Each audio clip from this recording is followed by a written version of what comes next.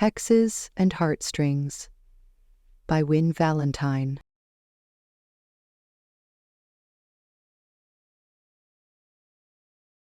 Calla Briarwick squinted through the swirl of glitter dust caught in the last rays of sunset. The town square of Thistledown Hollow stretched before her, transformed into a wonderland of twinkling lights and magical whimsy. Hundreds of enchanted lanterns shaped like toadstools, crescent moons, and starbursts floated above the cobblestone square, their glow growing stronger as the daylight faded. She smoothed down her dress for the 13th time in as many minutes, the fabric shifting from coral to copper under her nervous fingers.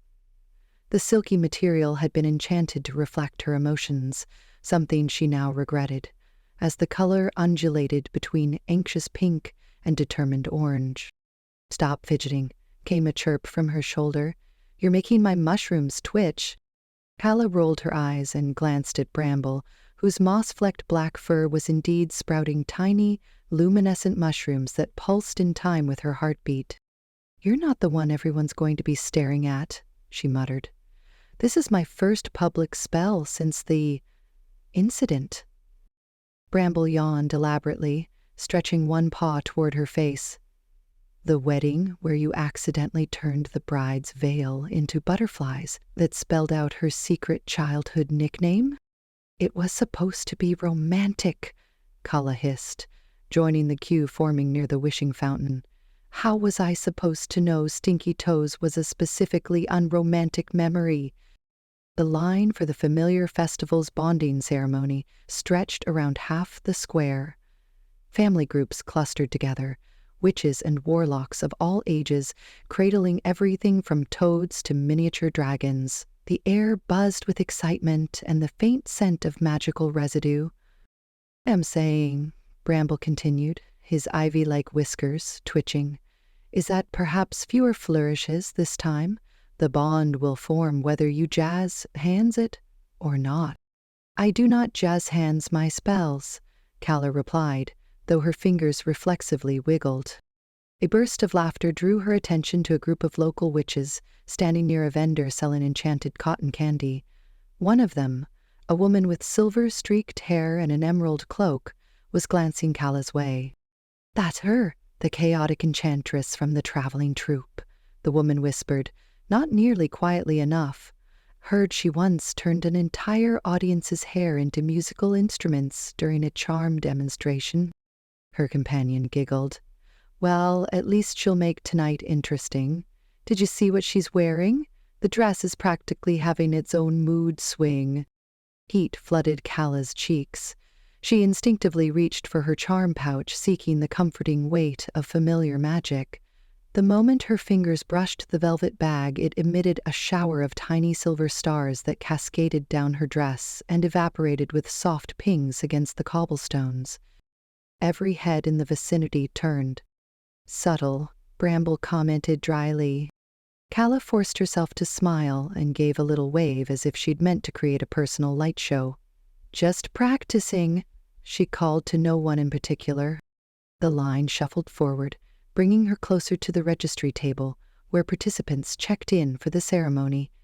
She caught a glimpse of the official, tall, broad-shouldered, with dark hair and an expression that suggested he'd been sucking lemons all afternoon.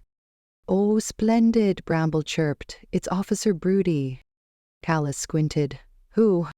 "Griffin Thorne, Thistledown's magical law enforcement. He cited me last year for unauthorized moss generation in a public planter." "You have a criminal record?"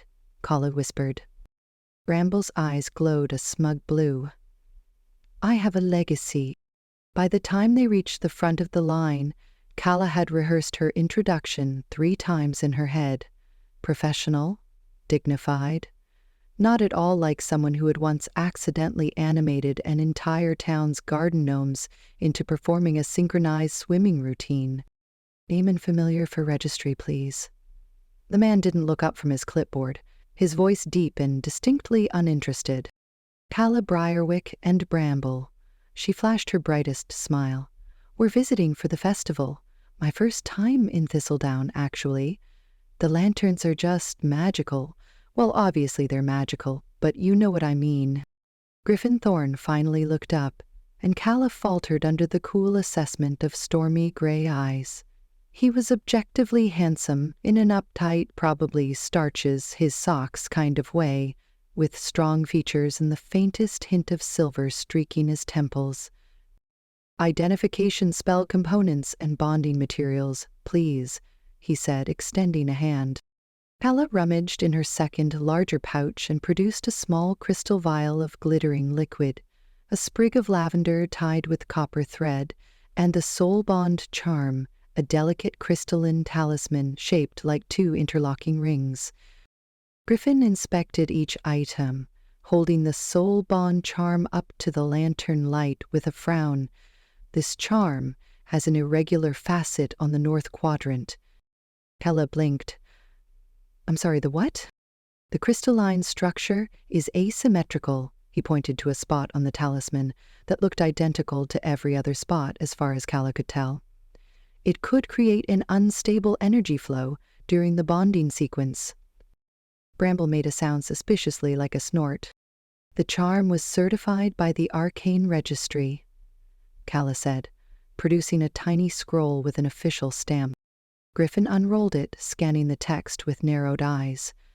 "This certification is dated 3 years ago. Current regulations require annual—" "Oh, pish and poppycock," a cheerful voice interrupted as a tiny bird-like woman in robes that seemed to be growing actual peonies materialized beside them.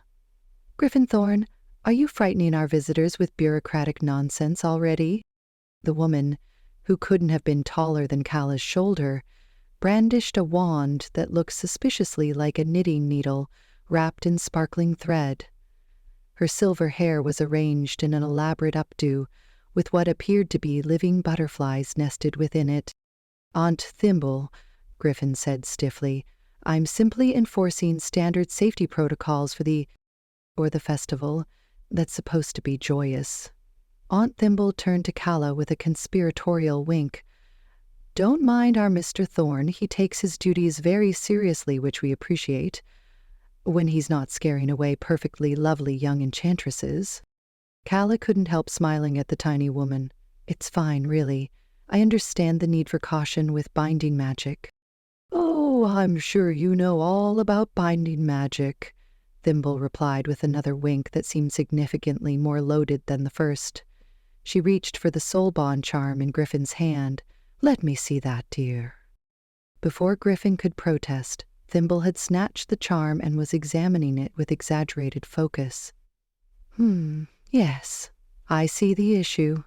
She ran one finger along the crystal's edge, leaving a trail of sparkling silver that disappeared into the structure. "There we go, all fixed." She handed the charm back to Calla, but not before adjusting its position in her palm. "Hold it just so, dear. The connection points should align with your heart line." She traced an invisible pattern between Calla's palm and chest. "Now then," she continued, bright eyes darting between Calla and Griffin with poorly disguised calculation, "I sense some fascinating magical currents here. Very complementary energies, wouldn't you say, Griffin?" Griffin's jaw tightened. "What I'd say is that we have 20 minutes 6 more registrations to process before the ceremony begins." "Always so efficient." Thimble sighed dramatically. She patted Calla's hand. "Don't worry, my dear. The most powerful bonds often begin with a little friction." With that cryptic statement, she bustled toward the ceremonial circle at the center of the square, her flower-adorned robes leaving a trail of petals behind her. "You're clear to proceed," Griffin said, returning to his clipboard. "Section 3, position 14, and please," he added, giving Bramble a pointed look, "keep your familiar contained during the ceremony. We don't need a repeat of last year's." Bramble's eyes glowed a defiant red. Calla opened her mouth to ask what incident exactly, but Griffin had already turned to the next person in line. "Charming fellow," she muttered as they moved toward the ceremonial circle. Cited 3 children yesterday for excessive wand flourishes," Bramble informed her. Their crime was making daisy chains that sang slightly off-key. The ceremonial circle dominated the center of the town square.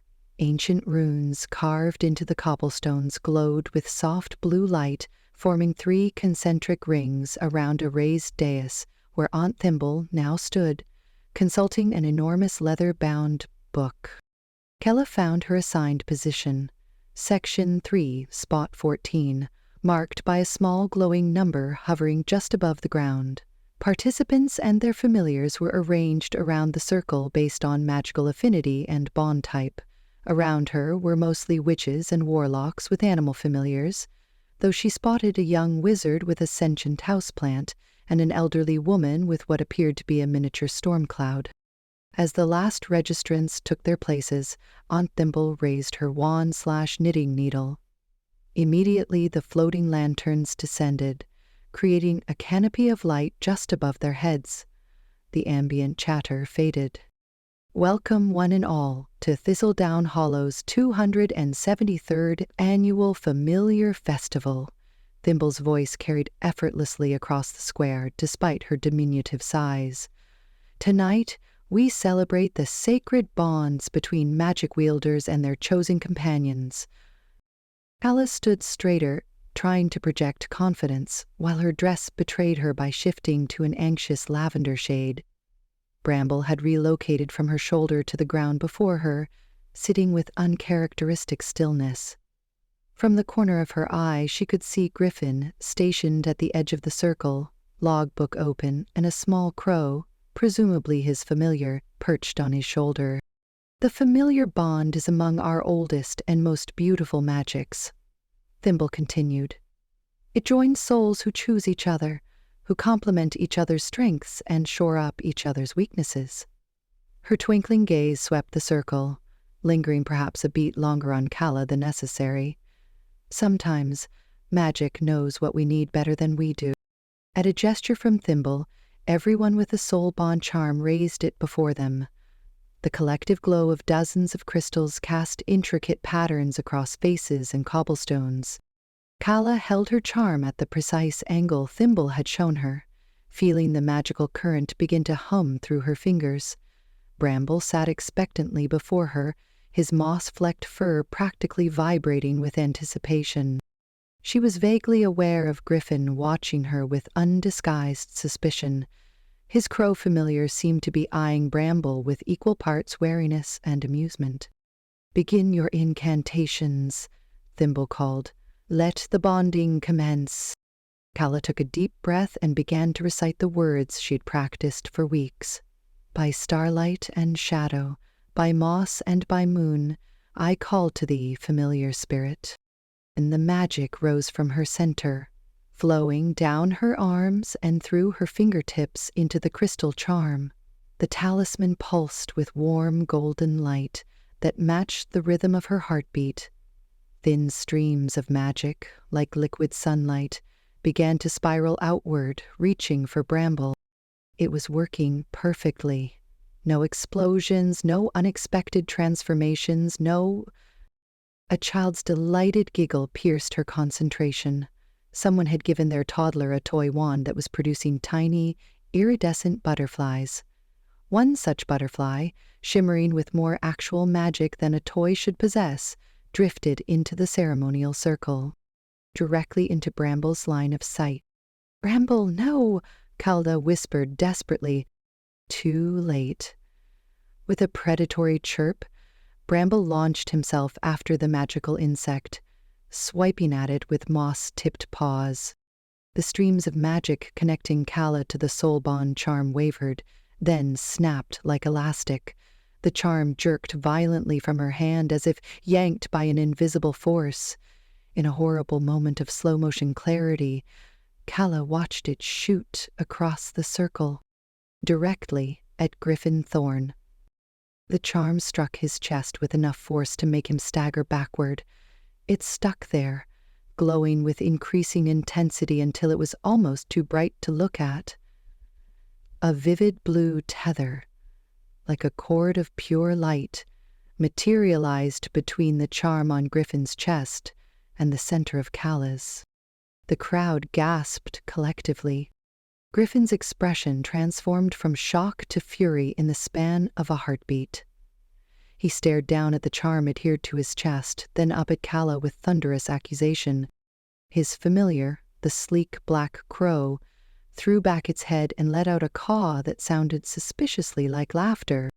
Bramble, meanwhile, had given up on the butterfly and now sat calmly washing his paw, his eyes glowing the smug blue that Calla had come to recognize as his "I meant to do that" face. "Oh my!" Aunt Thimble's delighted voice cut through the stunned silence. She pressed a hand to her heart, swayed dramatically, and promptly collapsed in a flutter of flower-covered robes. Several townsfolk rushed to catch her, creating a fresh wave of chaos. The magical registry book she'd been holding flew from her grasp, pages flipping wildly in a non-existent wind before settling open. From where Calla stood, she could see two names appearing in glowing script under a heading that read, "Bonded Pairs, Calla Briarwick and Griffin Thorne." The crowd's murmuring grew louder. Calla felt dozens of eyes shifting between her, Griffin, and the luminous blue tether connecting them. She did the only thing she could think of, flashed her most dazzling smile and raised her hands, as if this had all been part of the performance. "Minor magical adjustments are completely normal," she announced to the gawking crowd. "All part of the, ceremony's natural adaptability." Griffin's glare could have melted stone. Calla spun around with what she hoped was theatrical flair, clutching her remaining pouches to prevent further magical mishaps. She needed to escape, regroup, and figure out what in the 7 moonlit hells had just happened. With as much dignity as she could muster, she strode toward the edge of the circle. 1 step, 2, 3. She made it exactly 8 steps before an excruciating tugging sensation seized her chest. A collective gasp from the onlookers told her what was happening before she even turned around. Griffin had been magically dragged forward several feet, the blue tether between them pulled taut like a bungee cord. His carefully organized logbook and citation papers scattered across the cobblestones as he stumbled, arms windmilling briefly before he caught his balance. His crow familiar circled overhead, making a sound that could only be described as cackling. The tether between them pulsed brighter, almost smug in its persistence. Everyone in the town square was watching now, a few younger witches not even bothering to hide their gleeful grins. Griffin straightened himself with rigid dignity and began stalking toward her, each step precise and controlled, despite the obvious fury radiating from him. His eyes never left hers as he closed the distance between them. Calla's charm pouch chose that exact moment to hiccup magically, splitting its seams and exploding in a cloud of multicolored glitter that rained down on them both. Bramble chirped from somewhere near her feet, his voice taking on the sing-song quality it only assumed during moments of magical stress. Heart to heart and soul to soul, the bond has made 2 halves a whole. The Grumpy Garden Sparkle Queen make quite the catastrophic team. As Griffin reached her, now covered in her glitter and looking like a thundercloud at a birthday party, Calla realized with dawning horror the full implications of what had just happened. She was magically, publicly, and apparently quite permanently bonded to the one man in Thistledown Hollow who already thought she was a walking magical hazard. And judging by the pulsing tether between them, the universe thought this was absolutely hilarious.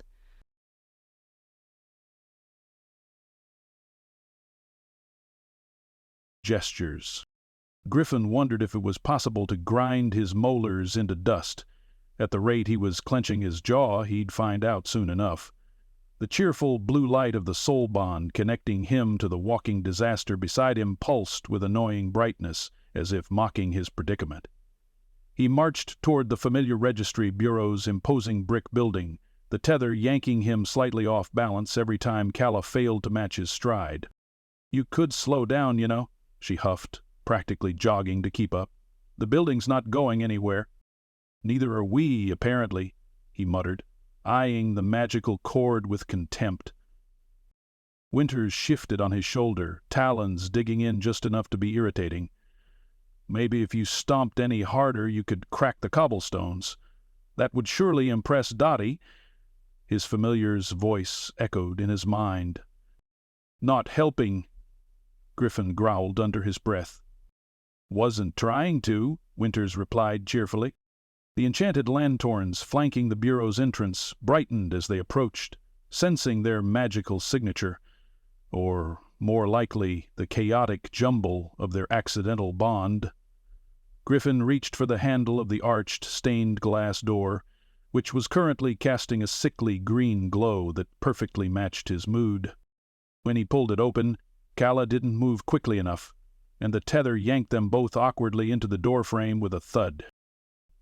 "Sorry," she exclaimed, rubbing her shoulder. "Maybe we should coordinate.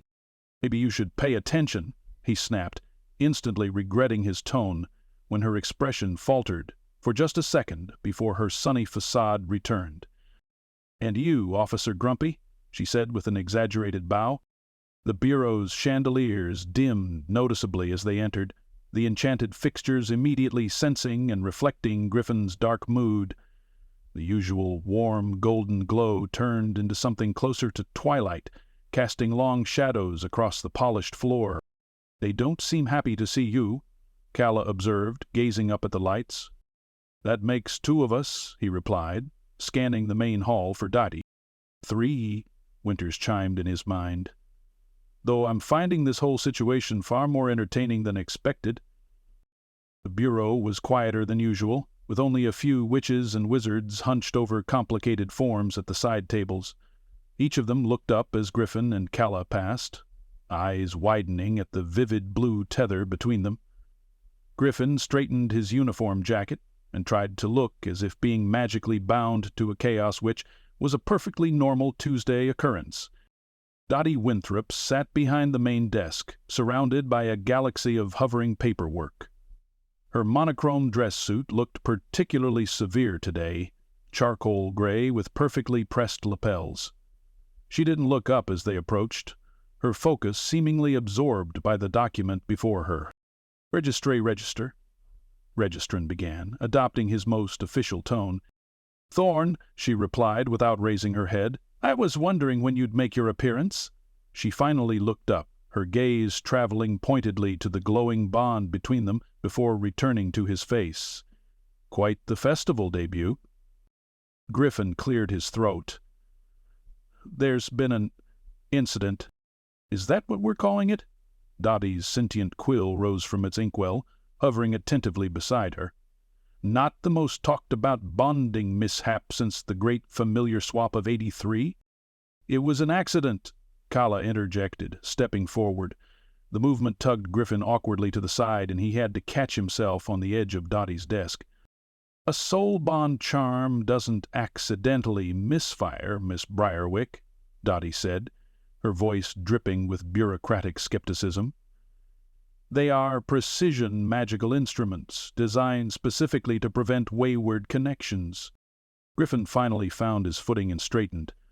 "That's precisely why we're here, to file a formal incident report and request immediate bond severance." Dottie's quill practically quivered with excitement, shooting into the air and executing a series of dramatic loops before positioning itself over a crisp piece of parchment. It began scratching furiously, adding particularly flourished curls to Calla's name that made it look like the magical equivalent of a tabloid headline. "I'm well aware of the situation," Dottie said, nodding toward a stack of scrolls that had already materialized on her desk. "The incident alert system registered the bond formation approximately," she consulted a floating timepiece, 40 to 7 minutes ago. We've received 14 witness statements, 3 formal complaints about disruption of festival proceedings, and 1 enthusiastic congratulations from someone called Aunt Thimble." Griffin pinched the bridge of his nose. "Aunt Thimble is the festival coordinator, and she's not actually anyone's aunt. The congratulations is inappropriate and should be stricken from the record." "Oh, but it's quite detailed," Dottie replied. "She's already reserved you both a spot in the Bonded Pairs Promenade tomorrow evening." "That's not," Griffin started, but Calla cut him off. "Listen, Registrar Winthrop, I understand bureaucracy moves at its own special pace, but this is urgent." She leaned forward, her free-spirited dress shifting colors from nervous yellow to determined orange. "The charm was meant for my familiar Bramble. Something interfered with the casting, and now we're—" She gestured between herself and Griffin. The emotion mirror hanging on the wall behind Dottie's desk suddenly flared with a vibrant purple light, causing Griffin to raise an eyebrow. The mirror only reacted when someone was obscuring their true feelings. "Interesting." "I'm not lying," Calla exclaimed, noticing his expression. "It really was meant for Bramble." Griffin filed this reaction away, adding it to his mental catalog of evidence, confirming her chaotic approach to magic. Though he had to admit her distress seemed genuine. The bond between them had been thrumming with anxiety since the moment it formed. Not that he was paying attention to that. "Regardless of intent," Griffin said, pointedly ignoring the way Winters was amusedly fluffing his feathers, "we need to take immediate corrective action." He reached into his uniform pocket and extracted his logbook. The leather-bound volume was meticulously organized with color-coded tabs, and it fell open precisely to the page he needed. Griffin had already documented the incident in painstaking detail, complete with time-stamps, witness positions, and a diagram showing the exact trajectory of the misfired charm. "I've prepared a preliminary report," he said, placing the logbook on Dottie's desk with a definitive thud. "You'll find all relevant details regarding the time, location, and magical variances present during the incident." Dottie picked up the logbook with exaggerated slowness, her expression unchanged as she flipped through his precise notes. Her quill peered over her shoulder, occasionally making small ticking sounds that Griffin found deeply irritating. "Very thorough, Officer Thorne," she finally said, "though I'm not sure why you felt the need to note the precise humidity level at the time of bonding.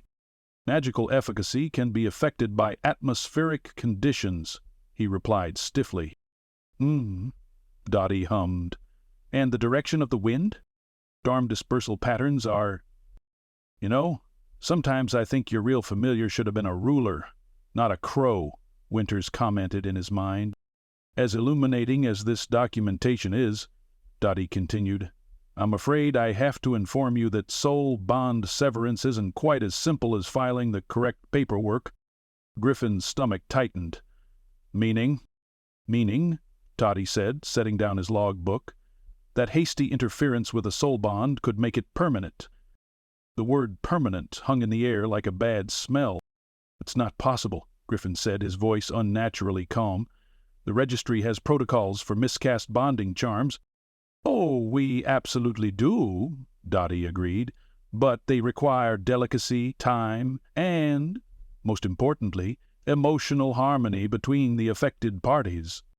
Griffin could feel Calla stiffen beside him, the bond between them pulsing with a new anxiety that matched his own.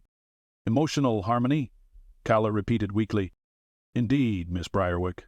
Soul bonds are, by their very nature, emotionally reactive magic. Attempting to sever one while the bonded individuals are in a state of heightened negativity toward each other can cause the magic to dig in deeper, so to speak. The bond perceives the attempt as a threat and strengthens its hold." Griffin stared at her, mentally calculating how many bureau regulations would need to be bypassed to fix this situation immediately. The number was not encouraging. "She means you'd have a better chance if you smiled at her instead of glowering like she set your rulebook on fire," Winters telepathically commented, causing Griffin to shoot his familiar a withering look. Dottie caught his expression and straightened in her chair. "I understand this is inconvenient, Officer Thorne, but there's no need for that attitude. I don't make the magical laws, I merely enforce them, something you should appreciate." "I wasn't—" Griffin started, then decided it wasn't worth explaining. The tension in the room ratcheted up when Assistant Scroll 9, notorious throughout Thistledown for its dramatic flair, came flapping aggressively into the scene. It unfurled itself with a snap loud enough to make Calla jump, hovering between Griffin and Dottie at eye level. "The official bonded pairs protocol," Dottie announced as the scroll expanded, revealing lines of ornate text. Section 4, Paragraph 2.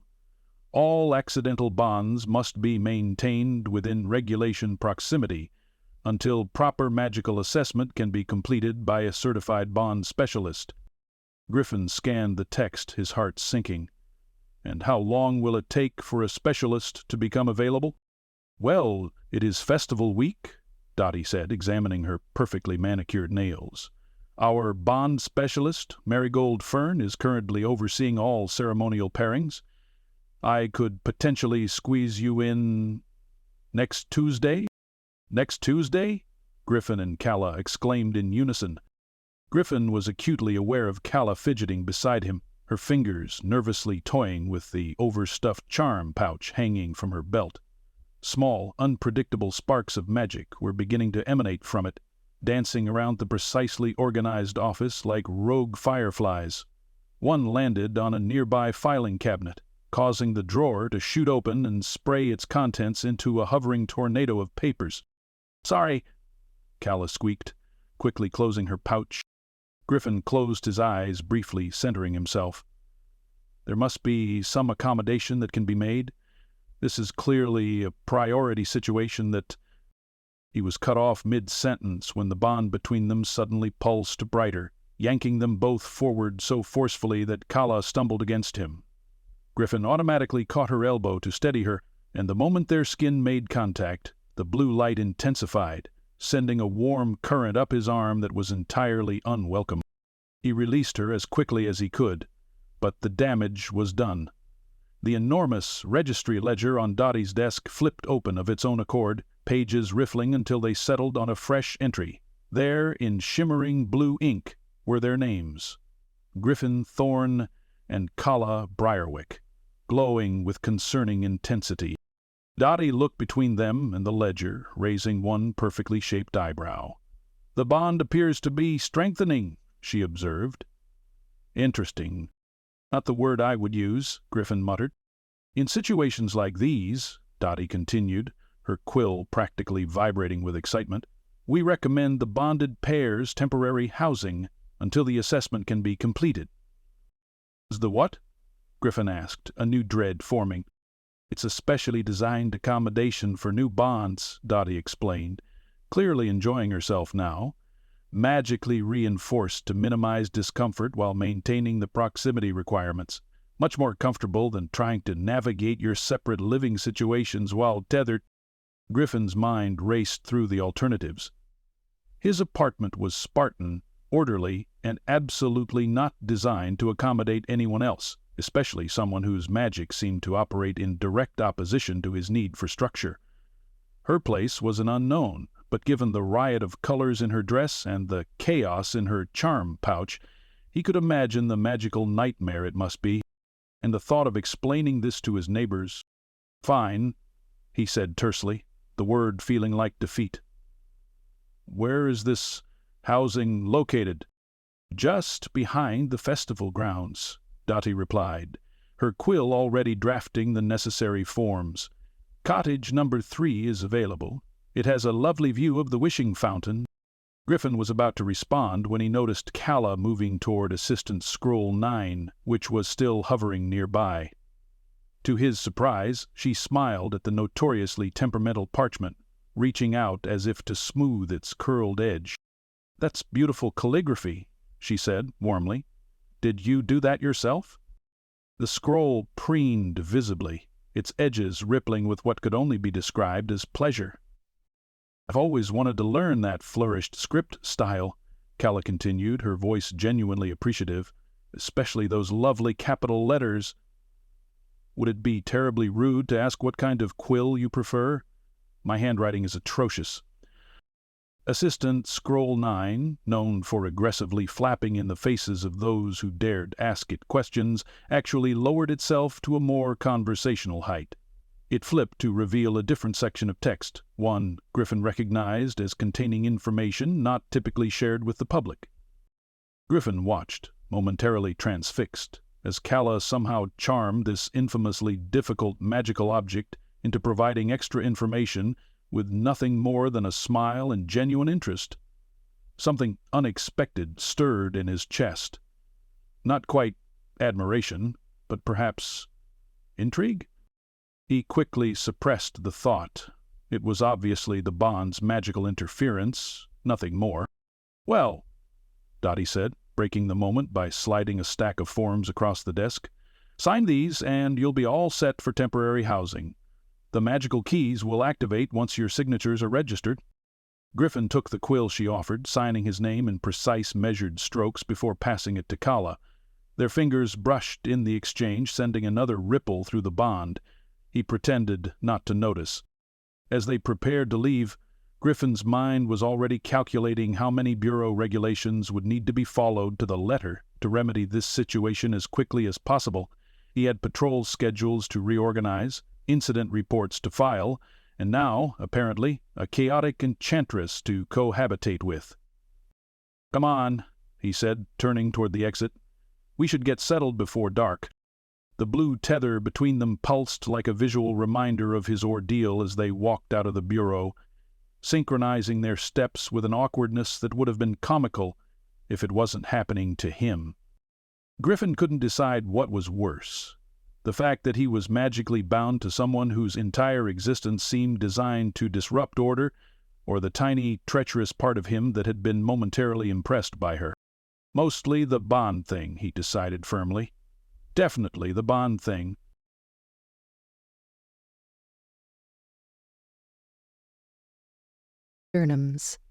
Every time she slowed to admire a particularly elaborate festival lantern or a charming display of enchanted flowers, the tether would shorten dramatically, yanking her forward like an impatient parent with a dawdling child. "Could you possibly move any slower?" Griffin called over his shoulder, not bothering to look back at her. "I'd like to get settled before midnight." Calla spotted a cart selling crystallized honey flowers and deliberately stopped to inspect them. The abrupt halt caused Griffin to stumble backward as the tether contracted sharply, nearly sending him sprawling into a display of fortune-telling teacups. "Oops," she said innocently. "These just look so fascinating." Griffin's stormy eyes narrowed dangerously. "That was intentional." She batted her lashes. "I have no idea what you're talking about, Officer Thorne. I'm simply experiencing the festival like any other visitor." She reached for another treat, stopping deliberately, again, and watched with secret delight as he was tugged 2 steps toward her. "If you do that one more time." His hand moved reflexively to the citation pad in his pocket. "You'll what? Write me a ticket for insufficient hustle?" Calla twirled a strand of sunset-colored hair around her finger. "I don't think that's in your magical misdemeanor handbook." The muscle ticking in Griffin's jaw suggested she'd found exactly the right button to push. He took a deliberate breath, straightened his already impeccably straight uniform, and gestured stiffly toward a small path branching off the main festival route. "The temporary housing is this way, unless you'd prefer to spend the night right here in the square with the entire town watching our predicament." Calla glanced around, noticing at least a dozen pairs of curious eyes quickly looking away. The flower trio wasn't even pretending not to stare, their heads huddled together as they whispered furiously behind gardening gloves. "Fine," she conceded, falling into step beside him. "Lead the way to our love nest." Griffin nearly choked. "It is not? That's not—" "Relax, Officer Grumpy. It was a joke." She bumped her shoulder against his, feeling him stiffen even through the contact. "You do know what those are, right? Jokes?" The cottage came into view as they rounded a bend in the path, and Calla couldn't help the small gasp that escaped her. It was absolutely adorable, a storybook structure with a thatched roof, surrounded by a riot of wildflowers that seemed to be swaying in perfect harmony despite the absence of any breeze. Honey-colored light glowed from within, spilling through stained glass windows that cast rainbow patterns on the garden. "It looks like something from a fairy tale," she murmured.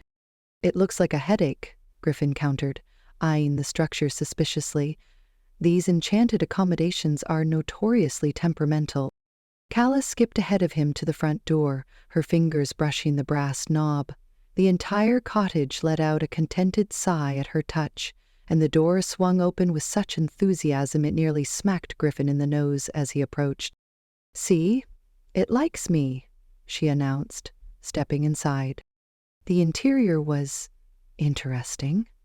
Half the main living area was organized with military precision, bookshelves aligned just so, furniture at perfect right angles, not a cushion out of place. The other half looked like an extension of Calla's own personality.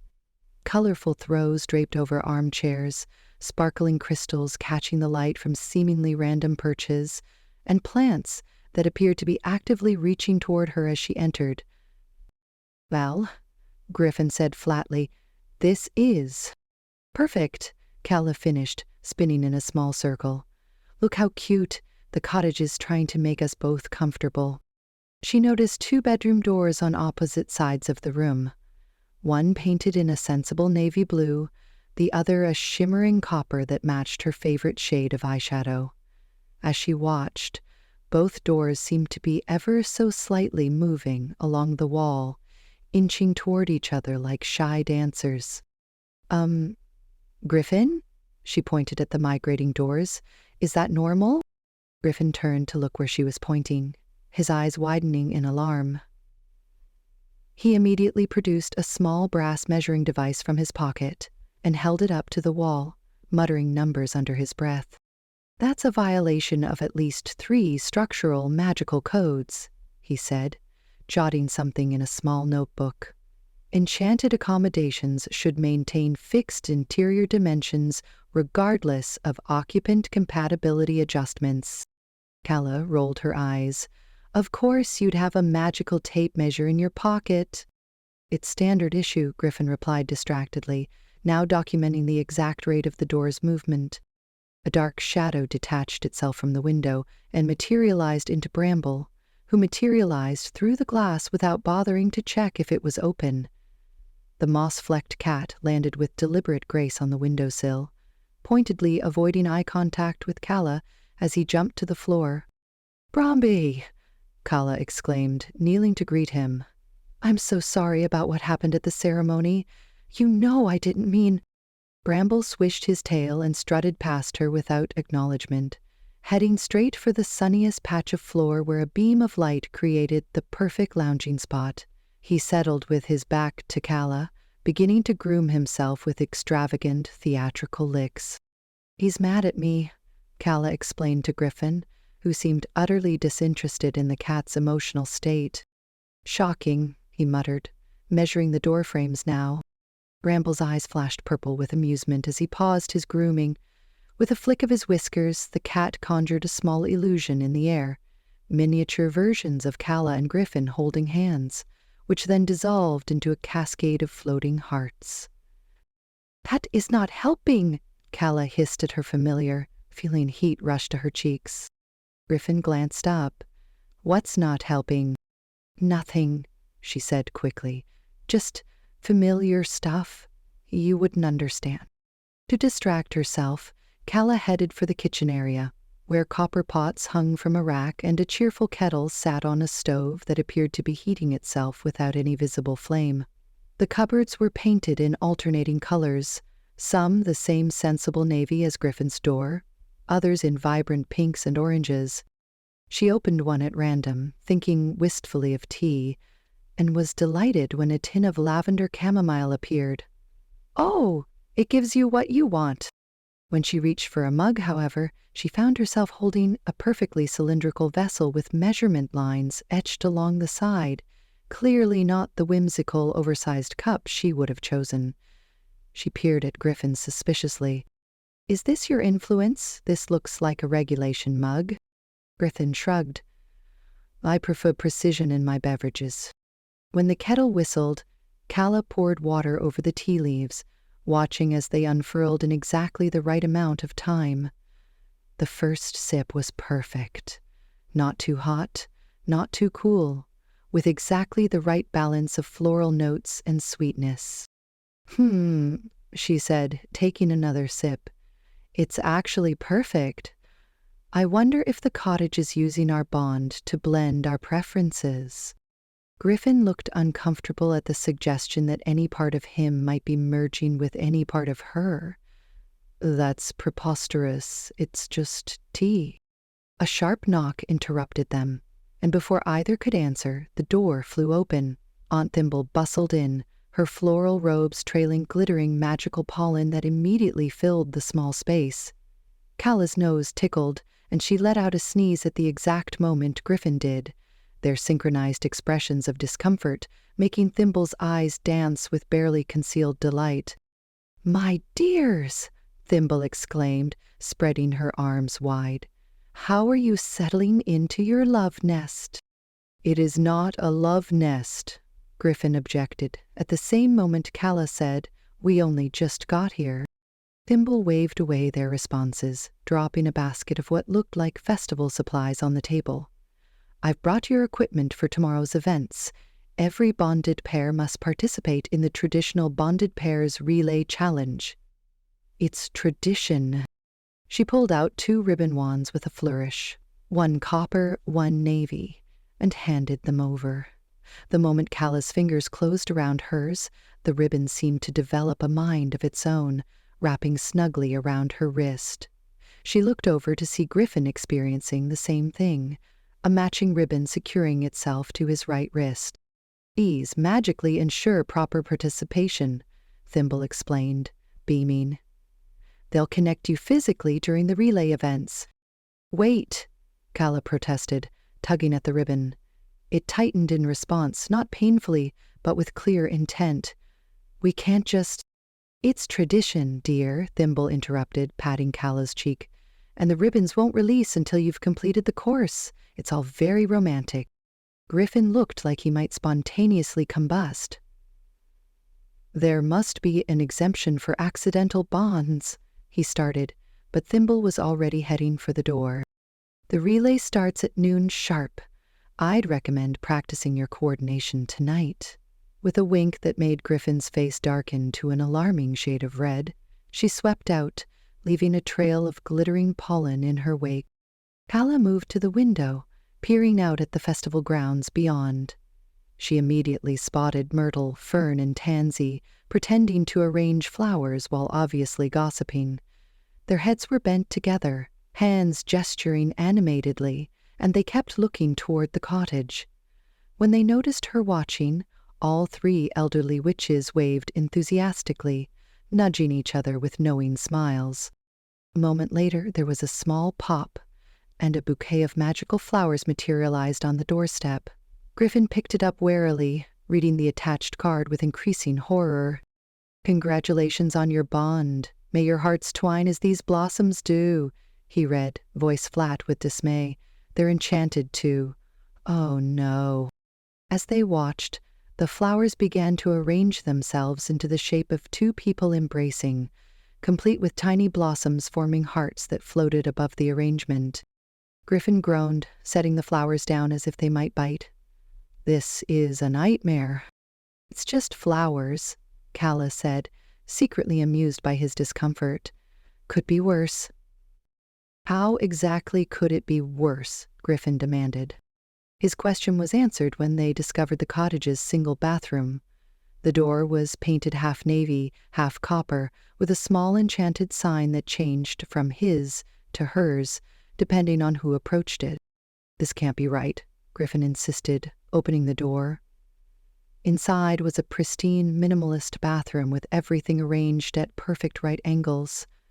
"Where's your facilities?" "Let me try," Calla said, gently nudging him aside. When she opened the same door, the bathroom had transformed. Colorful bottles of hair potions lined the shelves, a plush rug covered the floor, and scented candles flickered on the countertops. "It changes based on who's using it," she realized. "That's actually kind of brilliant." Griffin rubbed his temples. "We need to establish a schedule. I require the bathroom from 6:00 to 6:30 each morning, and again from—" "I'm not scheduling bathroom time like we're in magical military school," Calla interrupted. "We're adults. We can just knock and take turns like normal people." When she went to unpack her things, the cottage presented yet another challenge. Her sparkly hairpins kept disappearing from her bag, only to reappear in Griffin's dresser drawer. Meanwhile, his spare wand holster materialized on her bedside table, along with a stack of what appeared to be magical incident reports he'd been working on. Every time she tried to return his belongings, the cottage would physically intervene, once even tilting the floor slightly to send her sliding in his direction, causing them to collide in the middle of the living room. "The cottage is matchmaking," she accused, steadying herself against his chest before quickly pulling away. "This is ridiculous." Griffin looked equally frustrated, especially when he discovered her collection of glittery nail polishes had somehow mixed in with his regulation ink bottles.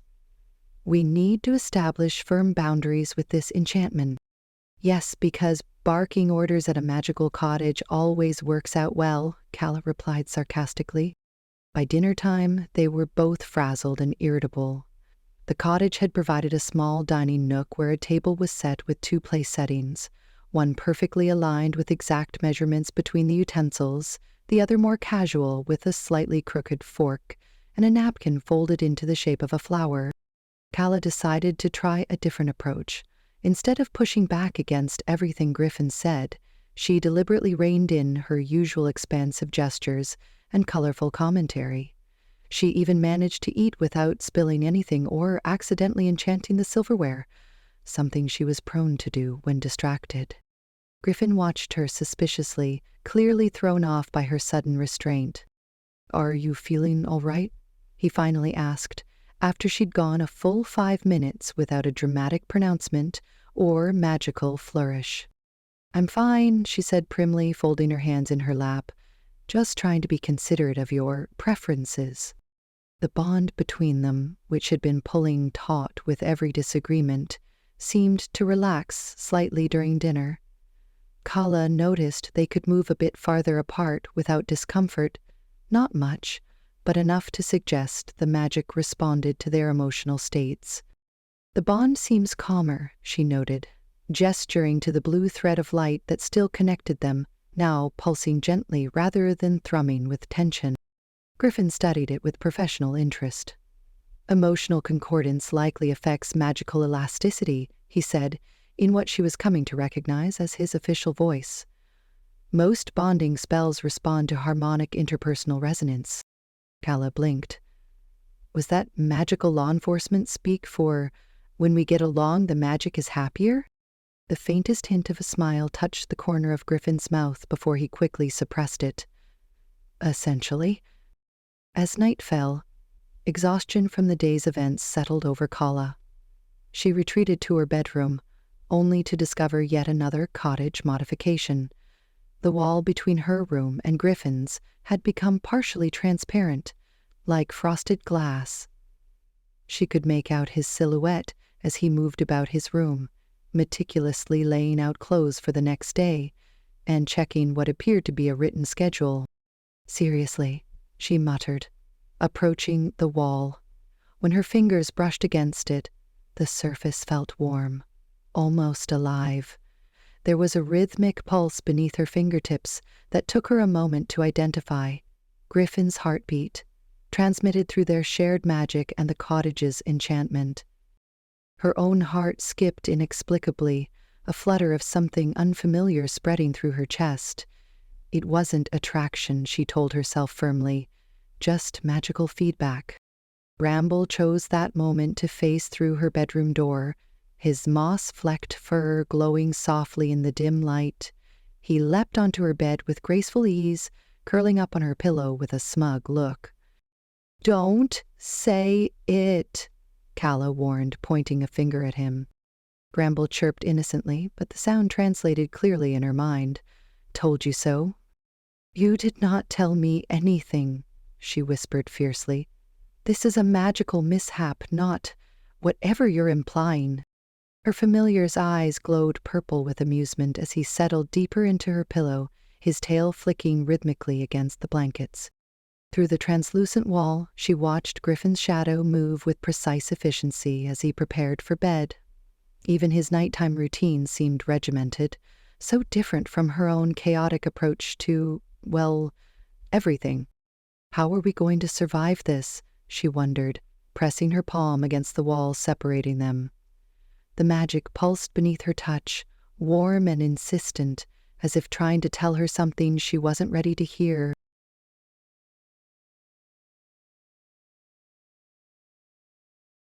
Chapter 4. Magical Feedback. Griffin woke with a start. Something wasn't right. The cottage walls around him vibrated like a massive heartbeat, and a strange blue glow pulsed through the room in uneven waves. He sat up quickly, the crisp sheets falling away as he instinctively reached for his regulation wand on the bedside table. The blue soul tether connecting him to Calla was no longer the calm, steady line it had been when they'd reluctantly gone to their separate rooms. Now it throbbed and flared like a magical lightning storm. Griffin squinted through the now semi-transparent wall that separated their rooms. The cottage's enchantments had been steadily merging their spaces all evening, much to his dismay, and now he could make out Calla's form on her bed. She was tossing restlessly, her sunset-colored curls splayed across her pillow. What alarmed him more were the agitated sparks circling her like a miniature galaxy, crackling and popping against the cottage's protective ward. Emotional feedback loop, came a gravelly voice from the window. Bonds destabilizing. Winters perched on the windowsill, his midnight feathers illuminated by the pulsing blue light, making him look almost ghostly. The crow's normally sardonic expression had shifted to something resembling concern. "I can see that," Griffin said, quickly pulling on his regulation shirt over his undershirt. "Any helpful suggestions?" "Wake Sparkles before she burns down the cottage," Winters suggested, ruffling his feathers. "Or don't. The paperwork would be magnificent." Griffin shot him a withering look as he moved toward the doorway between their rooms. The cottage had begun its merger there first.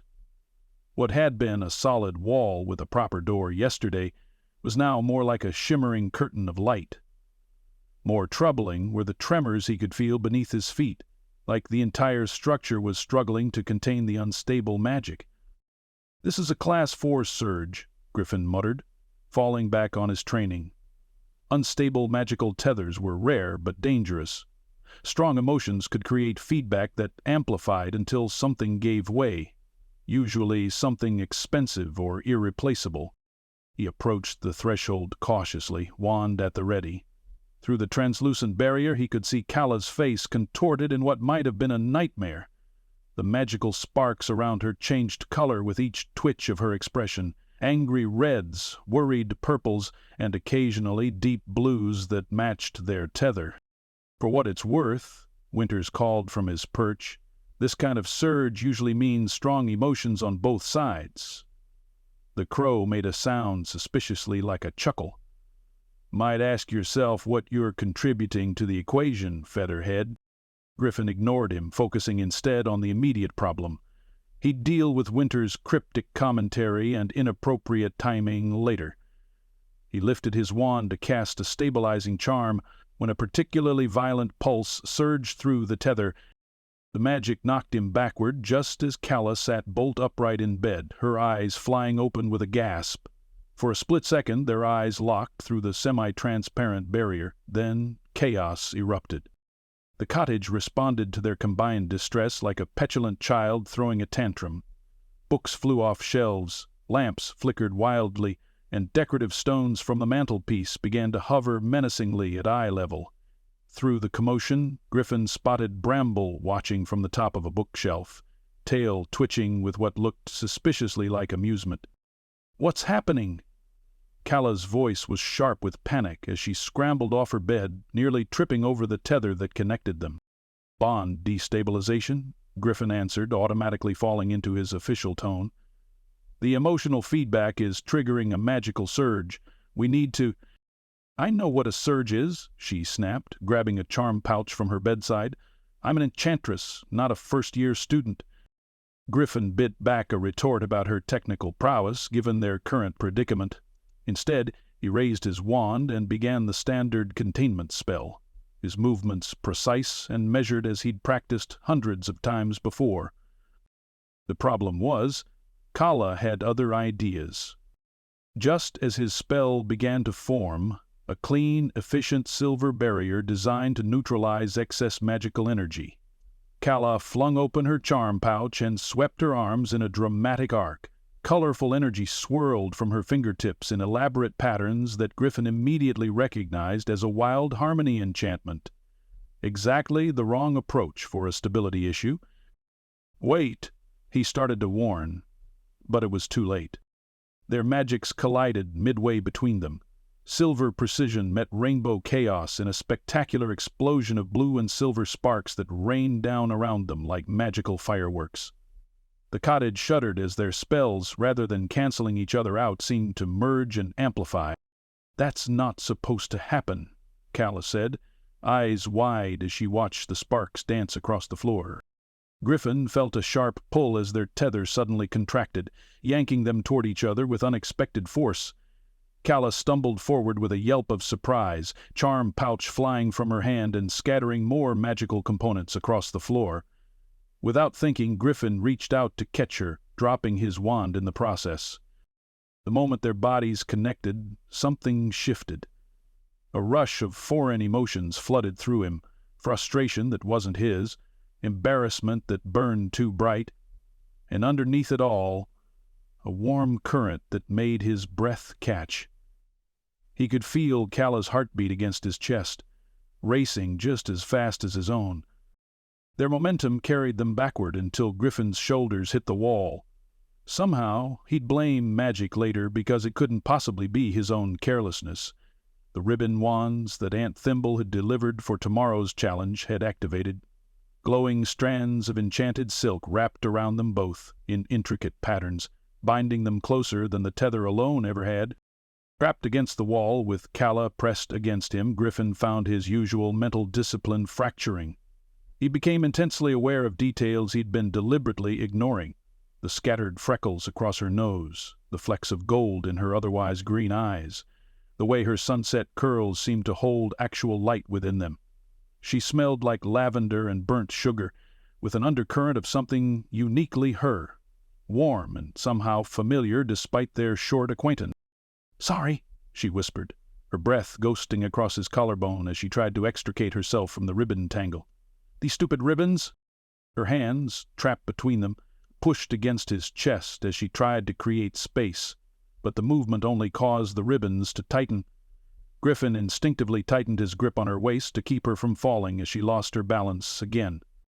"Hold still," he said, his voice rougher than intended. "You're making it worse." Calla looked up at him with an expression he couldn't quite read. Annoyance mingled with something softer, more vulnerable. She stopped struggling, but the sudden stillness was almost worse. He could feel the slight tremble in her hands where they rested against his chest, could see the pulse point at her throat, fluttering rapidly. "Any brilliant regulatory solutions, Officer Thorne?" she asked, attempting her usual flippancy but failing to hide the breathlessness in her voice. Before he could answer, she shifted again, trying to reach one of the ribbon knots near his shoulder. The movement caused her to lose her footing on the scattered magical components beneath them. Griffin's arm tightened around her waist automatically, pulling her closer to prevent a fall. And then he would later blame it on the magical surge, the active ribbons, anything but his own actions. Their lips brushed together. It was barely a touch, accidental and fleeting, but the contact sent a jolt through Griffin's entire body. The tether between them pulsed brightly, and for a heartbeat they both froze. This was the moment to pull away, to apologize professionally and extricate themselves from this entirely inappropriate situation, to re-establish the clear boundaries that had served Griffin well throughout his career. Instead, he kissed her. Or she kissed him. Griffin honestly couldn't tell who moved first, only that the tentative brush of lips transformed into something deliberate and unexpectedly intense. One of his hands found the small of her back, while the other remained tangled in the glowing ribbons. Her fingers curled into the fabric of his shirt, no longer pushing him away but drawing him closer. The tether between them flared like a miniature sun, bathing the room in electric blue. Griffin felt reality tilting on its axis as sensations that weren't entirely his own flooded through him. Calla's surprise at the softness of his lips, the way his touch sent sparks across her skin, the reluctant desire she felt despite her determination to dislike him. It was dizzying, intoxicating, to feel both sides of a kiss at once. Griffin had experienced magical feedback before. It was basic training for magical law enforcement, but nothing had prepared him for this complete dissolution of boundaries. He couldn't tell where his reactions ended and hers began. All he knew was the warmth of her mouth against his, the silk of her hair between his fingers as his hand somehow found its way there, and the way the rest of the room seemed to fade into irrelevance. In taming this disaster before someone bursts into actual flames, Winter's loud caw shattered the moment like glass. Griffin pulled back abruptly, his breathing uneven and his typically ordered thoughts scattered in every direction. The tether connecting them had changed, no longer just a visible blue line, but semi-transparent, as if it had begun sinking beneath their skin. Griffin took immediate stock of the situation as training kicked back in. The magical surge had subsided, though not in any regulation-approved manner. The cottage had stopped vibrating. The various objects that had been floating around the room had settled, though not necessarily in their original locations, and he was still entangled with Calla, both literally via the ribbons and in a more complicated sense that he wasn't ready to acknowledge. He cleared his throat and worked to disentangle himself from both Calla and the ribbons, deliberately avoiding her eyes. "That was unexpected," he said, falling back on professional distance as he straightened his rumpled clothes. "The tether appears to have stabilized, though not through conventional methods." As he stepped back, creating precious space between them, an unfamiliar sensation washed over him. Disappointment, tinged with confusion and a hint of hurt, but the feelings weren't his own. They were Calla's emotions bleeding through the newly strengthened bond. Griffin's carefully composed expression slipped as the realization hit him. The tether wasn't just transmitting magical energy anymore. It was creating an emotional conduit between them. Calla was gathering her scattered charms, her movements quick and jerky as she tried to restore order to her magical supplies. The silence between them felt weighted, charged with unspoken questions and complications. The ribbons responded to the magical surge, Griffin said eventually, needing to fill the quiet with something approaching a rational explanation. They're designed to harmonize with bonded magical signatures. What happened was a natural consequence of the spell work. He was lying, and from the flicker of emotion he felt through the bond, Calla knew it too. There had been nothing natural or explainable about what had just transpired between them. The ribbons may have drawn them together physically, but they hadn't forced that kiss, or the dizzying connection that followed. "Right," Calla said, not looking at him as she snapped her charm pouch closed. "Magical feedback, tether stabilization, very technical." She pushed her wild curls back from her face, and Griffin noticed her fingers weren't quite steady. "I'm sure it's in your rule book somewhere." Winters made a sound suspiciously like a snort from his perch by the window. "Oh yes, very regulation, approved crisis management, Section 12, Paragraph 4. When in doubt, kiss it out." Griffin shot the crow a withering look. "That's enough, Winters." "Is it?" The familiar tilted his head. "Because the tether looks different now. Might want to note that in your incident report, Featherhead." Griffin's gaze returned to the connection between them. The crow was right. The tether had changed. It pulsed with steady rhythm now, almost like a shared heartbeat, and seemed to fade in and out of visibility, as if settling deeper into their magical cores. "What does that mean?" Calla asked, finally looking directly at him. "Is it getting worse?" Griffin wished he had a simple answer, but the truth was he'd never seen anything quite like this. Soul bonds weren't supposed to evolve this quickly, or respond to emotional contact in such a dramatic fashion. The regulation manuals covered accidental bonds, certainly, but they assumed both parties would maintain appropriate distance while seeking resolution. They'd already failed spectacularly at that particular guideline. "It's not worse," he said carefully. "It's different. The bond appears to be Integrating. Integrating, Calla repeated flatly. That sounds permanent. Griffin felt her spike of alarm through the bond and instinctively reached for calm, trying to project steadiness. To his surprise, he felt her respond, her anxiety ebbing slightly as she unconsciously matched his emotional state. Not necessarily permanent, he clarified, but definitely more complex than a standard misfire. We should consult with the registry first thing tomorrow. Calla nodded, though he could feel her uncertainty. And until then? Because I'm not sure I trust these walls to stay solid until morning. She gestured to the increasingly transparent barrier between their rooms. It was a valid concern. The cottage's enchantments clearly responded to their bond, and after tonight's events, Griffin wasn't confident in any magical boundary's ability to maintain separation between them. We'll take shifts, he decided. I'll stay awake first and monitor the tether. If anything changes, I'll wake you immediately. Calla looked like she wanted to argue, but then sighed, the fight visibly draining from her. Fine, but wake me in 4 hours. You need sleep, too. I can feel how tired you are. The casual mention of her awareness of his internal state caught Griffin off guard. This new level of connection was going to take some adjustment. He nodded stiffly. As Calla retreated to her side of the now permeable barrier, Griffin noticed Bramble still perched on the bookshelf. The moss-flecked cat familiar had observed the entire scene without intervening, his eyes glowing a suspicious shade of purple that, according to the familiar registry guidebook, indicated deep amusement. Something to add?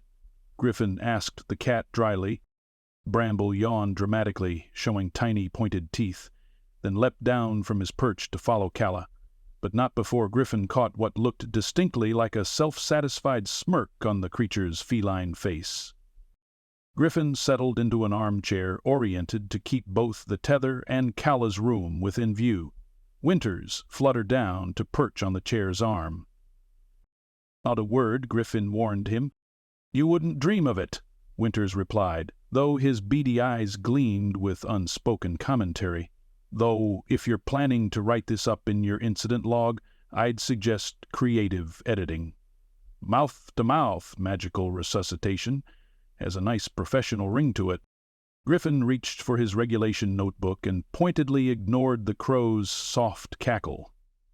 What had just happened with Calla, whatever it was, had nothing to do with regulations or protocols, and that, perhaps, was what troubled him most of all.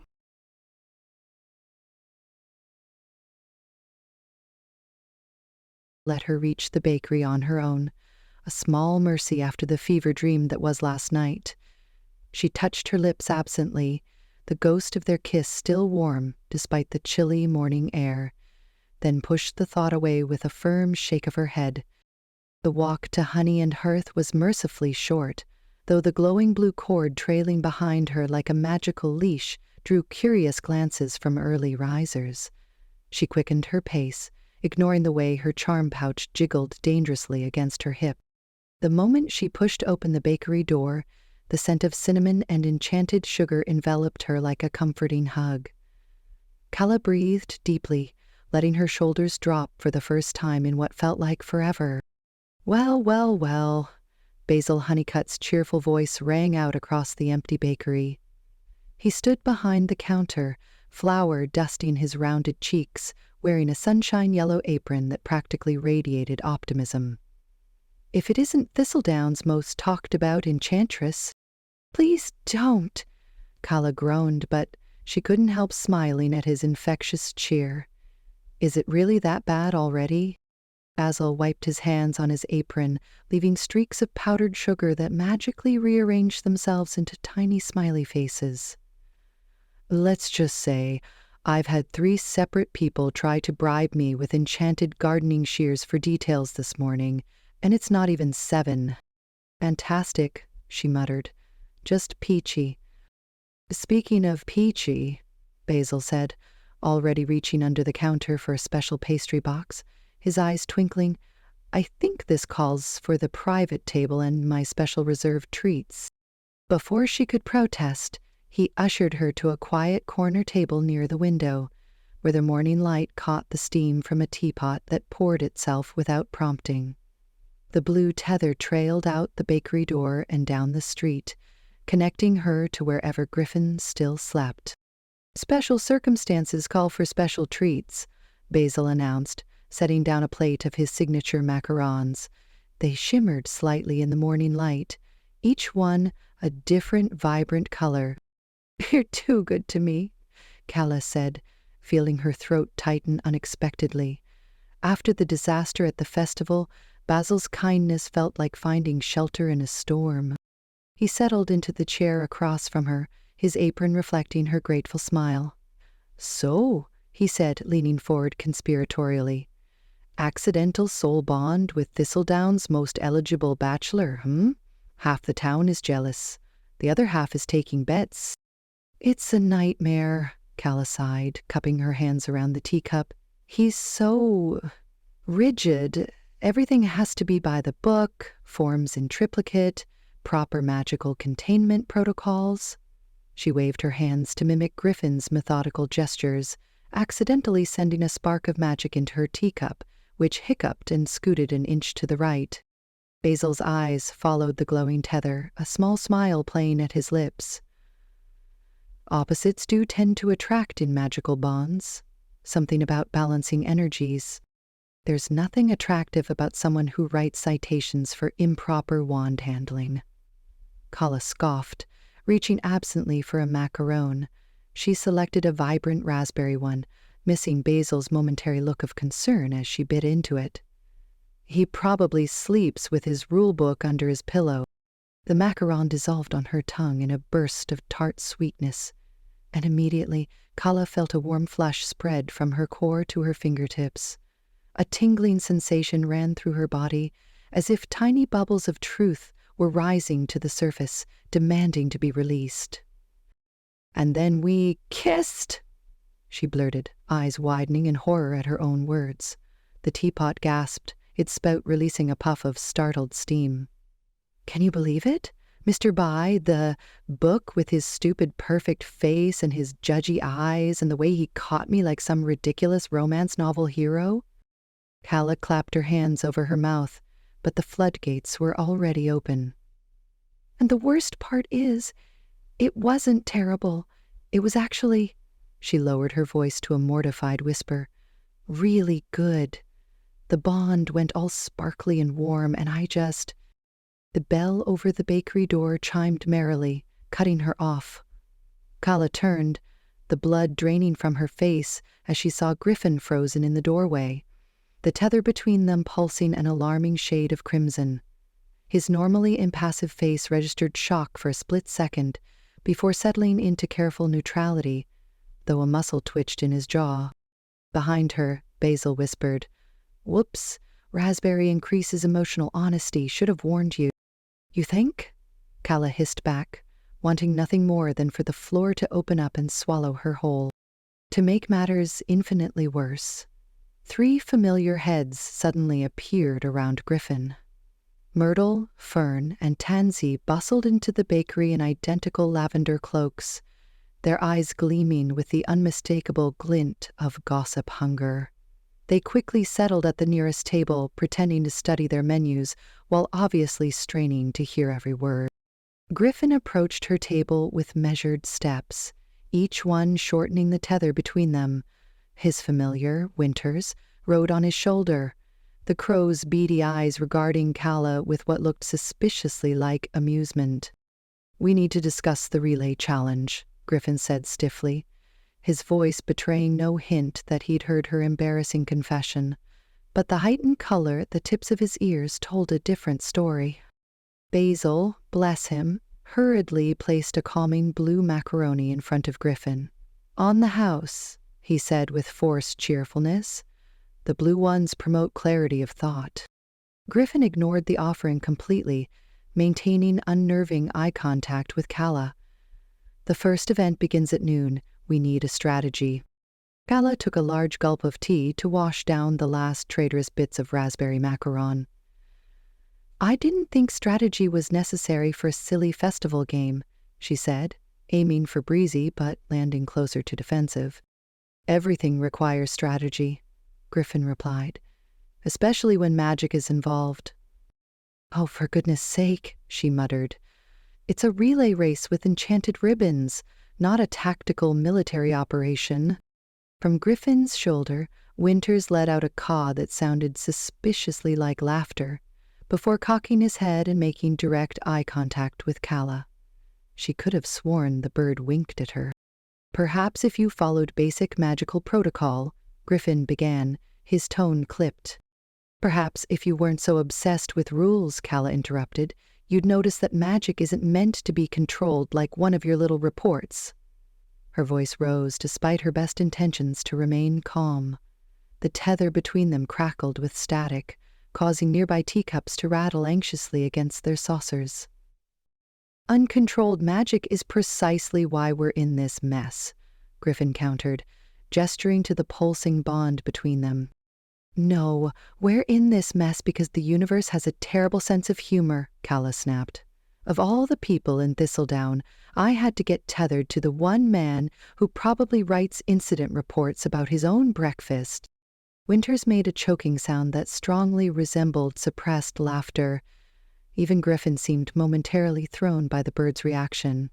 My documentation habits are irrelevant, Griffin said, though Calla noticed he carefully avoided confirming or denying her accusation.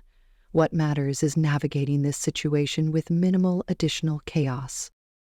Oh, heaven forbid we have a little chaos, Calla rolled her eyes. Might disrupt the perfect order of your perfectly ordered life. From their nearby table, one of the flower trio, Tansy, Calla thought, let out a poorly concealed giggle. Griffin's shoulders stiffened further, if that was even possible. You seem to think chaos is a virtue, he said, voice dropping lower. And you seem to think it's a crime, she fired back. As their argument escalated, Calla felt a strange warmth against her hip. The ribbon wand she'd forgotten in her pocket began to glow, vibrating with magical energy. Across from her, Griffin's eyes widened slightly as he reached toward his own pocket. Before either could react, both ribbon wands shot out from their hiding places, twirling through the air with alarming purpose. They wrapped around Calla and Griffin's wrists with a flash of bright red light, binding them together in a literal manifestation of their metaphorical tether. The bakery fell silent. Every patron, including the now not so subtly staring flower trio, watched the magical display with undisguised fascination. "Did you do?" Griffin hissed, trying to pull his wrist away, only to discover the ribbon simply stretched like elastic and pulled them back together with a snap. "Me?" Calla spluttered. "This isn't my doing." The wands are obviously responding to emotional triggers. Basic enchanted object behavior, Officer Thorne. Chapter 3 in the magical regulations you're so fond of quoting. His eyebrows drew together, and she felt a flicker of something unexpected through their bond. Not anger, but a grudging acknowledgement that she might be right. "Well, then," he said, lifting their bound wrists, "perhaps we should both calm down so the enchantment will release." Calla tried. She really did. She closed her eyes, took a deep breath, and attempted to center herself. But when she opened her eyes and found Griffin watching her with that intense, unreadable expression, something inside her snapped. "Fine," she declared, standing up so suddenly her chair skittered backward. "If you think I'm such a magical disaster, prove it. I bet we can win the bonded pairs challenge despite being stuck with each other." A collective gasp rippled through the bakery. Behind the counter, Basil froze mid-macaron assembly, a piping bag suspended in his hand. Calla hadn't planned to issue the challenge, but now that the words hung in the air between them, she found herself lifting her chin defiantly, silently daring Griffin to decline. For a long moment, he simply stared at her, his stormy gray eyes unreadable. Then something shifted in his expression, a spark of what almost looked like interest. "Challenge accepted," he said, the words carrying an unexpected intensity that sent a shiver down Calla's spine. The air between them shimmered, and Assistant Scroll 9 materialized from nowhere with a pop and a puff of official-smelling smoke. It unfurled itself importantly, a tiny enchanted quill already scribbling their names in elaborate script. Griffin Thorne and Calla Briarwick hereby enter the 47th Annual Bonded Pairs Challenge as sanctioned competitors. May their tether hold strong and their magic combine harmoniously. The scroll gave itself a satisfied little shake before rolling up with a flourish and vanishing with a happy flap. "Well," Basil said into the stunned silence that followed, "I suppose I should prepare some victory treats or consolation ones. Either way, this calls for my special cinnamon-enchanted dough." The flower trio had abandoned all pretense of not eavesdropping. "Did you hear that?" Myrtle Fern stage whispered. "A challenge?" "Just like Emmeline and Harrison back in '83, Tansy added with a knowing nod. "And we all know how that ended." Myrta concluded with a wink that was about as subtle as a unicorn in a teacup. Calla felt her cheeks burning. What had she done? She'd just committed to spending the entire day in close proximity with the most infuriating man in Thistledown, competing in a series of tests specifically designed for couples with compatible magic. It was a recipe for disaster, and yet a small, traitorous part of her thrilled at the prospect. The way Griffin had said, "Challenge accepted," with that spark of fire in his usually controlled eyes. The way their magic had surged together last night during the kiss. Winters fluttered from Griffin's shoulder to land on the table between them, fixing Calla with a knowing gaze. "Your move, Enchantress," the crow said telepathically, the words appearing in Calla's mind with a distinctly amused tone. Griffin frowned at his familiar. "What did you just say to her?" "Nothing important," Winters replied aloud with an innocent cock of his head. "Just suggesting she might want to eat that blue macaron before you two blow up the bakery with your unresolved tension." It was Griffin's turn to look mortified, and Calla couldn't help the small smile that tugged at her lips as she reached for the calming treat. Whatever this challenge brought, at least it wouldn't be boring.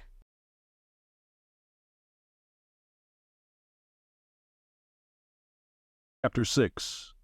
Training Day, Disaster Edition. Griffin squinted at his logbook, the pre-dawn light barely strong enough to illuminate the training field. With his enchanted lantern hovering at eye level, he made one final adjustment to his diagram of the relay course, pressing the nib of his quill with such precision that it left a perfect dot at the intersection of two spell pathways. "Aversion counter-charm at the third marker," he muttered, making a notation, followed by synchronous levitation at the balance beam. A gust of wind rustled his meticulously arranged papers. Griffin glanced up, half irritated, to see Winters perched on a nearby post, the crow's head tilted at what could only be described as a judgmental angle. "What?" Griffin demanded. Winters let out a low caw that echoed directly in Griffin's mind. "You've redrawn that diagram 4 times. The sun isn't even up yet. Even for you, this is excessive."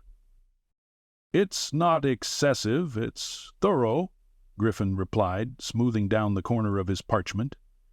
"This is a formalized magical competition with established parameters and—" "And you're nervous about working with the sparkly one?"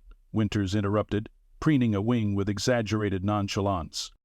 "I am not nervous," Griffin said, straightening his spine. "I'm strategizing. There's a difference." He returned to his logbook, deliberately ignoring his familiar as he began his warm-up routine. Griffin moved through the standard series of precision wand movements, the same exercises he'd practiced since training academy. Clean lines, exact angles, controlled power. The familiarity calmed him as he visualized each spell pathway they would need to navigate in the challenge. A flash of color at the edge of his vision disrupted his concentration. "Here comes trouble," Winters remarked cheerfully. Griffin lowered his wand just as Calla Briarwick swept onto the training grounds in a whirlwind of motion. The sunrise hadn't even broken over the hills yet, but somehow she was radiating enough energy to power half the village. Her hair was twisted into some elaborate knot with curls escaping in all directions, and she carried 2 glass bottles of something unsettlingly luminescent in one hand. In the other, Griffin blinked, momentarily unsure of what he was seeing. Trailing behind her like loyal pets were what appeared to be several brightly colored scarves, except they were floating of their own accord, swirling and dancing through the air in graceful patterns. As she approached, the scarves broke formation and spiraled around him, leaving glittering traces of magic in their wake. A sparkle landed on his wand hand. Griffin brushed it away with a scowl.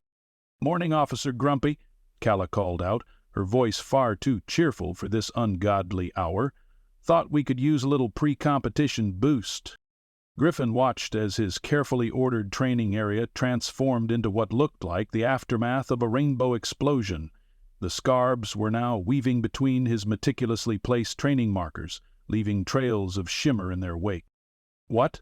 he asked, feeling his jaw tighten as he gestured at the airborne fabrics. "Are those?" Calla bounced on her toes, the movement sending another cascade of sparkles floating to the ground. "Synchronization scarves. They're enchanted to help bonded pairs align their magical wavelengths." She thrust one of the glowing bottles toward him. "Potion smoothie?" Griffin stared at the swirling purple and blue contents, which seemed to be moving of their own volition inside the glass. "I've already had my morning tea, thank you." "This isn't tea," she said, as if he'd suggested something scandalous. "It's a specialized potion for magical attunement. Harmony huckleberry and resonance root, with a dash of intuition iris." She wiggled the bottle. "It tastes like blueberries and destiny." "Destiny doesn't have a flavor," Griffin replied flatly. "Shows what you know," Calla countered, pushing the bottle into his reluctant hand. "Just try it, unless you're scared of a little magical enhancement." Griffin narrowed his eyes, recognizing the challenge for what it was. With a stiff nod, he accepted the container and took a careful, measured sip. To his surprise, the potion was pleasant, sweet, without being cloying, with a depth that lingered on his tongue. It tasted like blueberries, yes, but also something he couldn't quite identify, something that reminded him of cool evenings and unexpected clarity. More surprising was the immediate effect on the tether between them. The constant prickling sensation he'd been trying to ignore since their bonding suddenly smoothed, becoming something almost comfortable. Calla was watching him with knowing eyes. "See? Not poison." Griffin cleared his throat. "It's acceptable." He gestured to the training ground with his free hand. "Now, I've mapped out an efficient strategy for the relay. If we follow this pathway," he pointed to his diagrams, "and time our casting sequences according to the standard synchronization protocols—" "Ooh, those won't work," Calla interrupted, plucking one of the floating scarves from the air. "Traditional synchronization is designed for compatible magical signatures. Ours are—" She twirled her finger in the air, searching for the word. "Let's go with opposite. We need to create a new pattern." She demonstrated with a fluid, dance-like movement that sent the scarf twisting around her arm before it floated upward again. The motion was graceful, organic, nothing like the precise economical movements Griffin had been practicing. "That's not regulation technique," he pointed out. "Regulation isn't going to get a chaos witch and a rules lawyer to cast in harmony," she replied. "Here." She held out a scarf that shimmered with an iridescent blue. Griffin reluctantly took it, holding the fabric as if it might bite. I don't see how waving a piece of cloth will improve our magical attunement." "It's not about the cloth," Calla said, moving to stand beside him. "It's about feeling the flow of magic between us." She demonstrated again, her movement so fluid it almost seemed like water. "The scarves just make the energy visible so we can adjust." Griffin sighed, but made an attempt to imitate her motion. The scarf in his hand twitched half-heartedly. Calla bit back a smile. "Maybe try not holding it like you're about to arrest it." From his perch, Winters cawed with unmistakable amusement. "She's got you there, Featherhead." Griffin shot his familiar a dark look before trying again. This time the scarf lifted slightly before drooping. "Closer," Calla encouraged. "But you need to relax." Magic isn't just about control, it's about connection. Magic is exactly about control, Griffin countered. That's why we have regulations and safety protocols. Calla rolled her eyes. Fine, let's try it your way first. She set down her smoothie and followed Griffin to the starting point of his planned course. He explained the sequence: a standard synchronized shield charm followed by a levitation spell to cross the first obstacle, then a series of alternating counter charms to navigate the magical barrier section. Griffin positioned himself at the exact spot marked in his diagram, with Calla at his side. On my count, he instructed, 3, 2, 1. They raised their wands simultaneously. Griffin's movement was precise and economical. Calla's was flowing and expansive. Their spells collided rather than combined, creating a discordant magical frequency that rippled outward and then promptly backfired. A wave of magical residue washed over them, leaving both spellcasters covered in a fine, glittering dust that smelled distinctly of burnt marshmallows. Griffin wiped his face with his sleeve, scowling. "That was," he began. "Spectacular," Calla finished, laughing as she brushed sparkles from her hair, "in a catastrophic way." From a nearby tree, a small black shape made a noise that sounded suspiciously like a snicker. Griffin glanced up to see Bramble, Calla's moss-flecked familiar, watching from a branch, his tail flicking with apparent amusement. The cat's eyes glowed a rich purple, a color Griffin had come to recognize as the familiar's deeply entertained by human foolishness state. "You could always forfeit," Winters suggested helpfully. "Save yourself the public embarrassment." Griffin's jaw tightened. "Again," he said to Calla. Their second attempt lasted longer but ended with a similar result. This time, the magical backlash turned their hair temporarily blue. The third try resulted in them both floating 6 inches above the ground for 3 minutes, unable to descend. After being forcibly stuck to the training ground's fence and accidentally summoning a small rain cloud that followed them around the field, attempt 5, Griffin's frustration had reached its peak.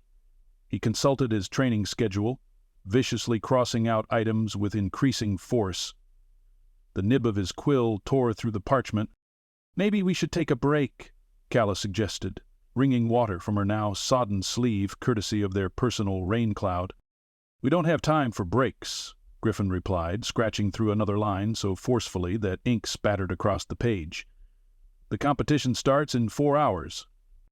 Through their connection, an unexpected wave of emotion washed over him. Not his own frustration, but something distinctly Calla-shaped. Determination, yes, but also a flicker of hurt that cut through his annoyance. He realized with a jolt that she could feel his dismissal of her approach as clearly as he could now sense her reaction. Griffin paused, quill hovering above his ruined schedule. He looked at Calla, really looked at her, beyond the chaos and color. She was staring at the synchronization scarves still floating nearby, her expression thoughtful and unexpectedly serious. "Let's try your way," he finally conceded, the words feeling stiff on his tongue. Calla's head snapped up, surprise radiating through their bond before she composed her expression into something more neutral. "Really?" Griffin gave a terse nod, setting down his logbook and picking up one of the enchanted scarves. He held it rigidly between 2 fingers, as if handling evidence at a crime scene. "Not like that," Calla said, stepping closer. "Hold it like you're holding something precious, not strangling a regulation scroll." She reached out, her fingers brushing against his as she gently adjusted his grip. "Like this." She was standing closer than necessary, close enough that Griffin could smell the lavender and ozone that seemed to cling to her. The proximity made the tether between them hum with awareness. "Now what?" he asked, his voice sounding rougher than intended. "Now we try to harmonize our movements," Calla explained. "Watch the scarves. They'll show us our magical signatures." She began a slow, graceful motion that reminded Griffin of a river's current. The scarves responded immediately, swirling around her in patterns of vibrant coral light that seemed to dance with her movements. After a moment's hesitation, Griffin attempted to mirror her, his movements more reserved but deliberate. To his surprise, the scarf in his hand began to glow a structured blue, creating geometric patterns that hung in the air around him.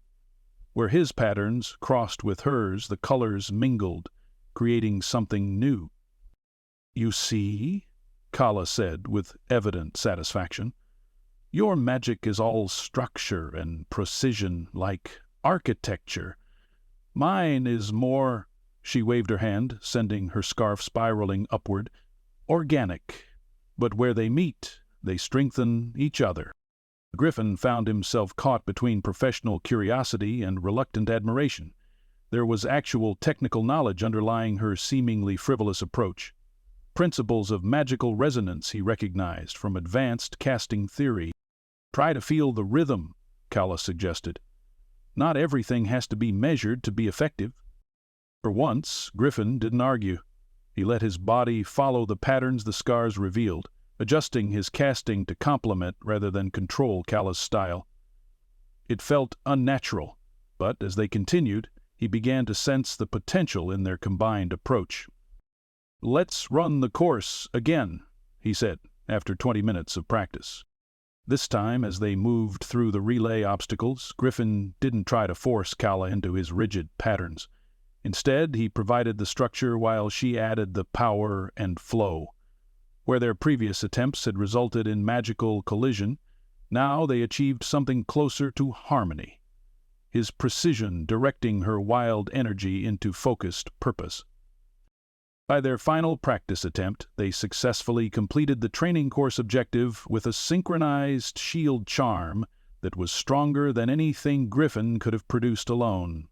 The magical barrier shimmered with a blend of their signatures, structured blue lattice work interwoven with swirling choral energy. As the spell faded, Griffin felt something unexpected pulse through their bond. Clean, uncomplicated satisfaction that wasn't solely his own. For the briefest moment, they were perfectly aligned, sharing the simple pleasure of magic well cast. The moment broke when Winters landed on Griffin's shoulder with a self-satisfied caw. "Look at you, playing nicely with others. Will wonders never cease?" Griffin cleared his throat.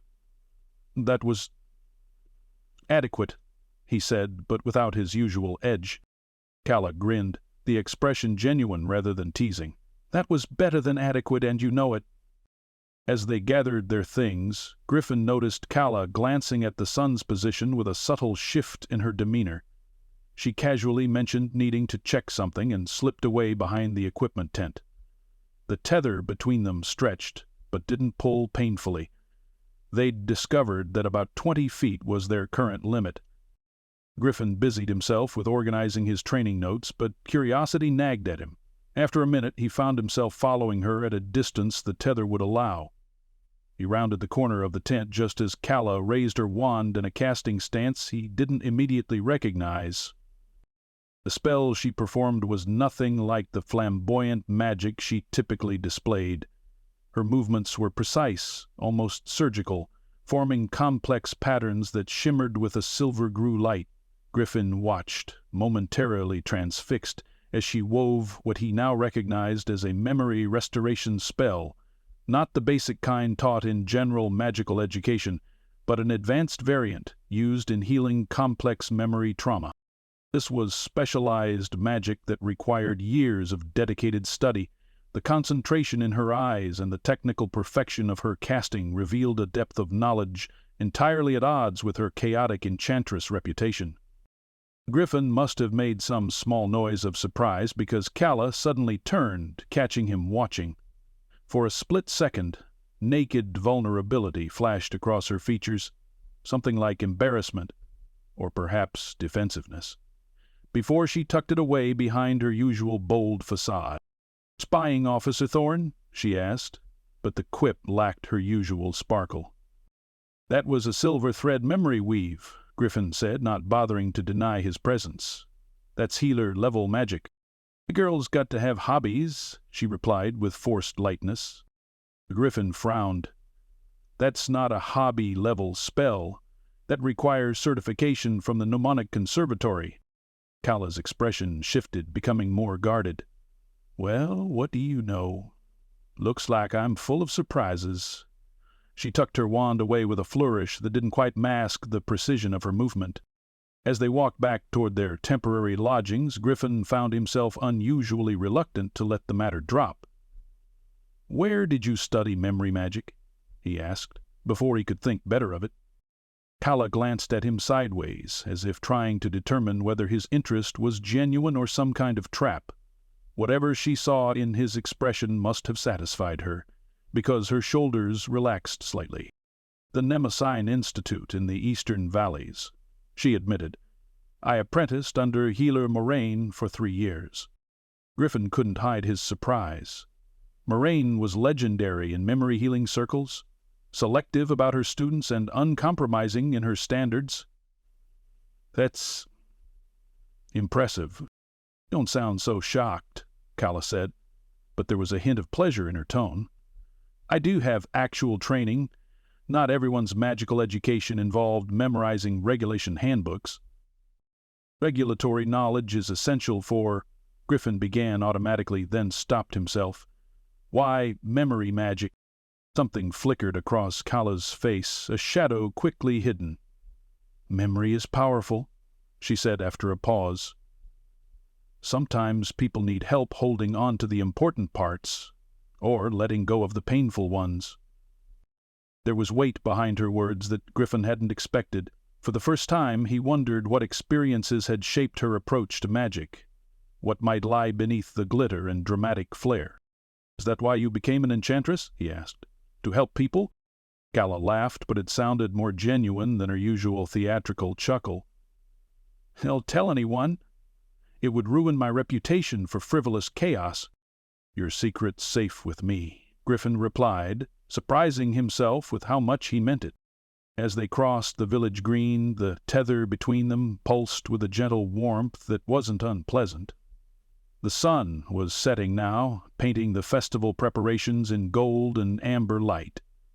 Griffin found himself walking closer to Calla than strictly necessary, uncomfortably aware that somewhere in the last few hours his perception of her had shifted. There was depth to her that he hadn't allowed himself to see, intention behind her seeming impulsiveness, and genuine skill beneath her flamboyant style. Most disconcerting of all was the realization that they shared something fundamental, a desire to help others with their magic, just through vastly different approaches. When Bramble suddenly appeared, materializing from a shadow to wind around Calla's ankles, Griffin could have sworn the familiar gave him a knowing look, eyes shifting from their usual green to that smug shade of purple. "Well, well," Winters murmured in Griffin's mind. "Looks like you might survive this partnership after all." Griffin kept his face carefully neutral, but in the privacy of his thoughts he reluctantly admitted that the bird might be right.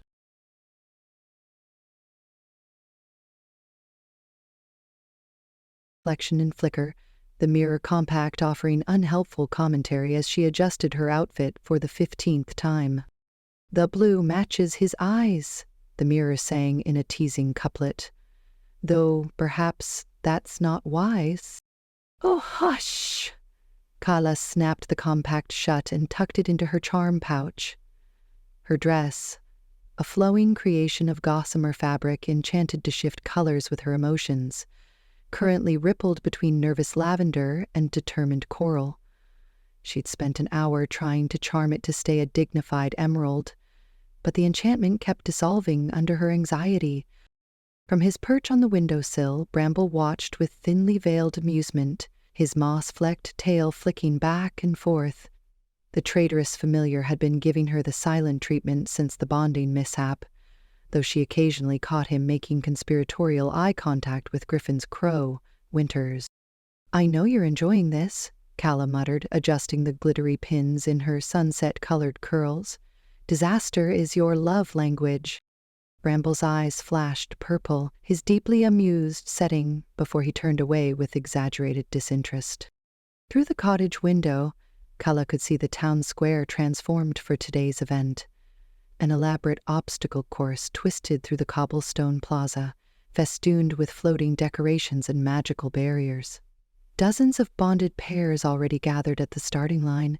Established couples with years of magical synchronicity, familiar pairs who could finish each other's spells, and then, the magical disaster duo.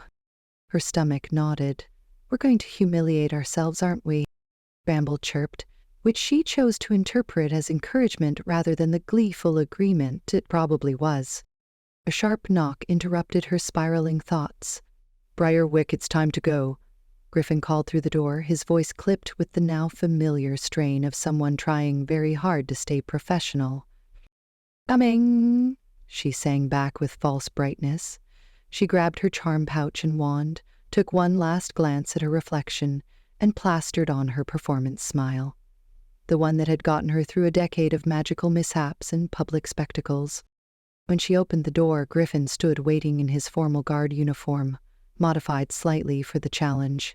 The dark blue fabric emphasized his broad shoulders, and he'd forgone his usual authoritative insignia for a simpler, more athletic cut. The sight of him sent a flutter through her chest that she immediately blamed on pre-competition nerves. "You're—" he started, eyes widening slightly as he took in her appearance. For a breathless moment she wondered if he might actually compliment her. "Wearing that." And just like that, the flutter hardened into irritation. "Yes, Thorne, I am wearing an enchanted adaptive gown to a magical competition. Shocking, I know." She swept past him, the dress flaring dramatically as she moved. "Some of us embrace the spirit of these things." "The spirit won't matter when that heem gets caught in a hex trap," he muttered, falling into step beside her as their tether gave them little choice. The walk to the town square was mercifully short, though the whispers followed them the entire way. Out of the corner of her eye, Calla spotted the flower trio tending to the enchanted blooms, decorating the course entrance. Myrtle nudged Fern, who elbowed Tansy, all three tracking the progress of Thistledown's most unexpected bonded pair with unabashed interest. Aunt Thimble stood on a raised platform at the starting line, her flower-enchanted robes billowing dramatically despite the lack of wind. She clapped her hands, and multicolored sparks rained down over the assembled competitors. "Welcome, welcome to our annual Bonded Pairs Relay Challenge," Thimble's voice magically projected across the square. "A celebration of magical harmony, partnership, and—" Her eyes landed directly on Calla and Griffin, twinkling with mischief. "Unexpected connections." The gathered townsfolk tittered. Calla's smile strained at the edges. "When I sound the chime, please approach with your partner to receive your ribbon wands." Pairs began forming a line before a table laden with slender silver wands topped with flowing ribbons that shimmered with enchantment. Calla took a deep breath and looked up at Griffin, who met her gaze with resignation. "We can do this," she said, more to herself than to him. He nodded once, curt and professional. "Just follow my lead and—" "Follow your lead?" She raised an eyebrow. "If I recall our practice session correctly, we did better when you loosened up and tried it my way." A muscle twitched in his jaw. "Your way nearly set fire to the cottage." "It was a controlled decorative flame." "It was a disaster waiting to happen," he countered. But there wasn't quite the same edge to his voice. If anything, he sounded almost amused. Before she could analyze the shift, they reached the front of the line. Aunt Thimble's eyes danced as she presented them with a pair of ribbon wands. "For our newest bonded pair, may these help you find your rhythm." She winked at Calla, who felt her cheeks heat. The moment they touched the wands, the ribbons activated with a cheerful chime, extending and wrapping around their wrists like living things, binding them together with about 2 feet of slack. The physical connection forced them closer, their shoulders now touching. Calla felt Griffin stiffen beside her, his discomfort radiating through their soul bond. "Wonderful!" Aunt Thimble clapped. "Now, all pairs to the starting line." They took their position among the other contestants. Compared to the easy intimacy of the established couples, Their rigid posture and careful avoidance of eye contact must have been painfully obvious. Calla tried to focus on the course ahead instead of the warmth of Griffin's arm against hers, or the way their bond thrummed with shared tension. On your mark. Aunt Thimble raised her wand, knitting needle. Get set. Magical energy crackled in the air. Begin. The pairs surged forward toward the first obstacle, a tunnel formed of floating lanterns that glowed with inner magic. As they approached, Calla realized the lanterns responded to wand movements, but only when the bonded pair cast in perfect synchrony. Let me lead, Griffin murmured, raising his wand in a precise, controlled motion. Calla mimicked him, but added an instinctive flourish at the end.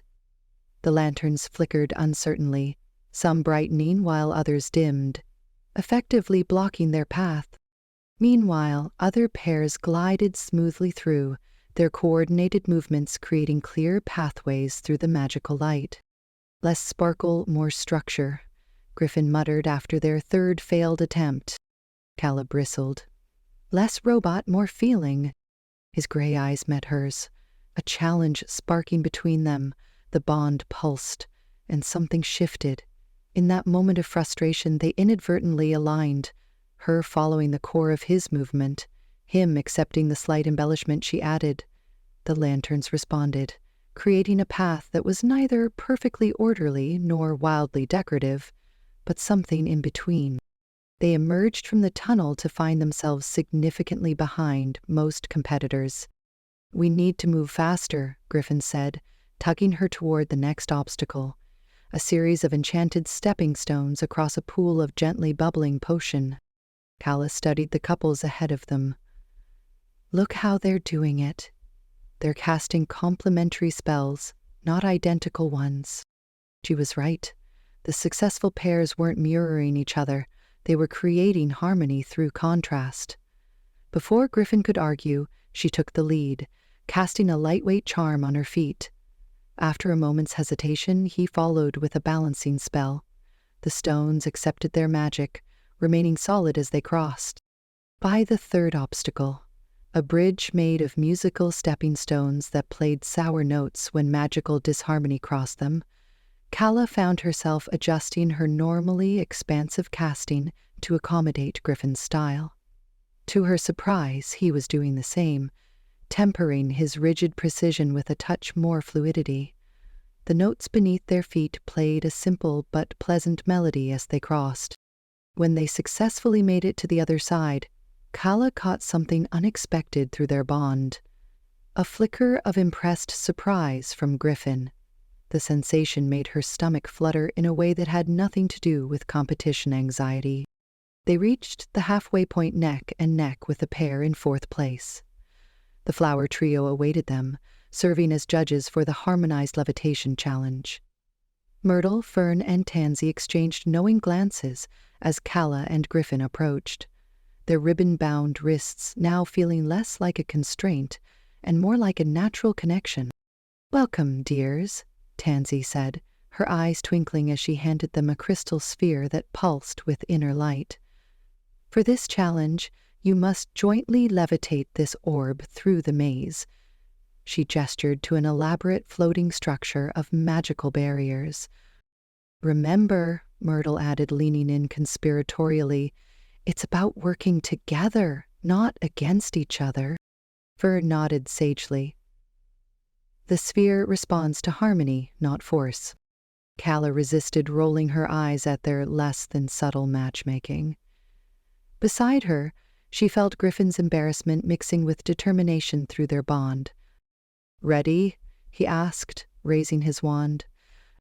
She nodded, aligning her wand with his. "Leviosa Harmonia," they cast simultaneously.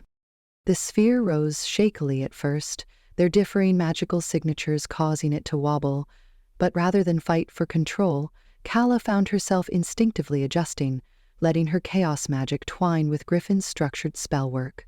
He must have been doing the same, because the orb steadied, glowing brighter as it began to navigate the maze with surprising precision.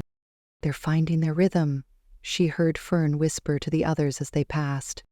Against all odds, they completed the challenge faster than any pair before them, putting them in third place as they raced toward the final obstacles. Their competitive natures temporarily aligned, creating a surprisingly effective partnership. The bond between them pulsed steadily now, no longer fighting their proximity but enhancing it, a fact Calla noticed, but chose not to mention. "We might actually have a chance," Griffin said, a hint of surprised delight in his voice as they approached the next, to last, challenge. Aunt Thimble stood waiting, her matchmaking ledger open beside a floating golden frame. For this challenge, bonded pairs must create a shared magical illusion representing their connection, she announced. Your combined magic will reveal the true nature of your bond. Around them, other pairs were conjuring hearts, flowers, or complementary symbols that floated within their frames. Most were clearly romantic. Intertwined initials, wedding bells, future dreams visualized in sparkles and light. Griffin hesitated, clearly uncomfortable with the sentimental display. Panic flickered through their bond. The earnest, rule-following magical officer didn't know how to fake this. Calla made a split-second decision. She didn't need to fake it, she just needed to be honest.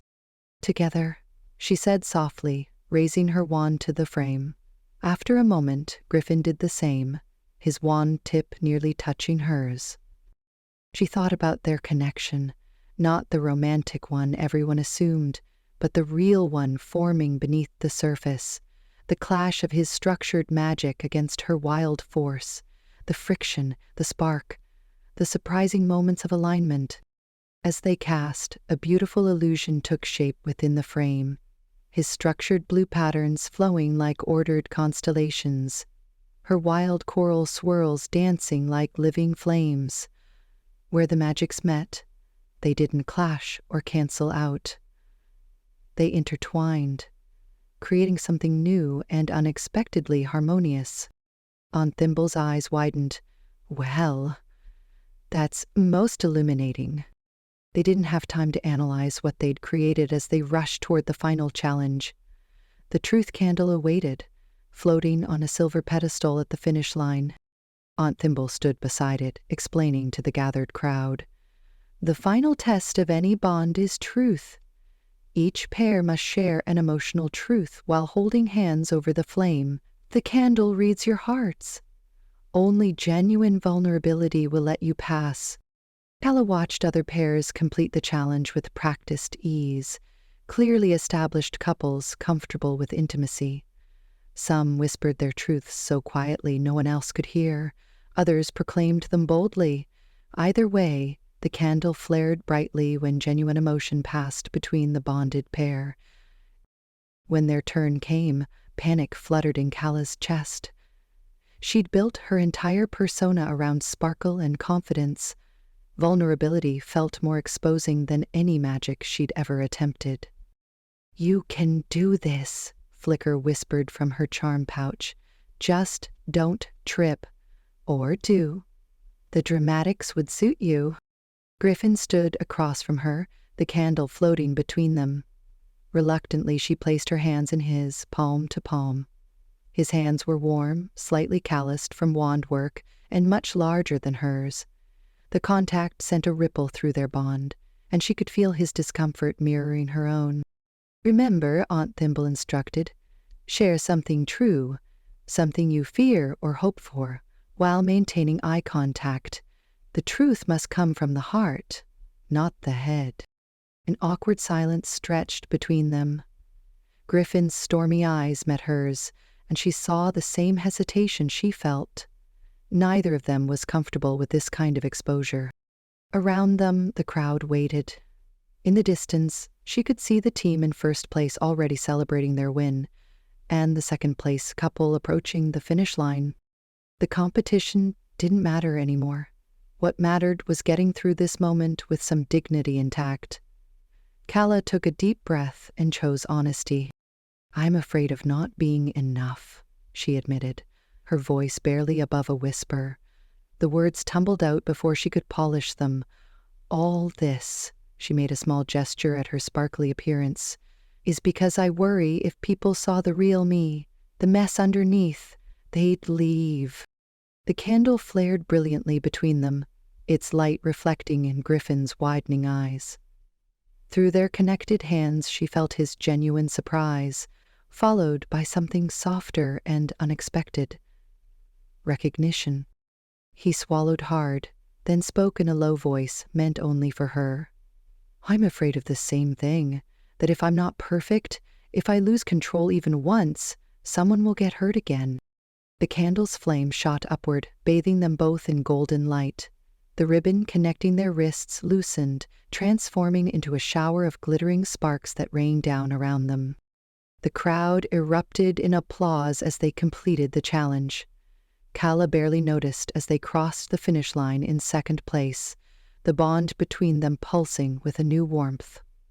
She couldn't stop thinking about the way Griffin had looked at her after her confession, not with judgment, but with understanding.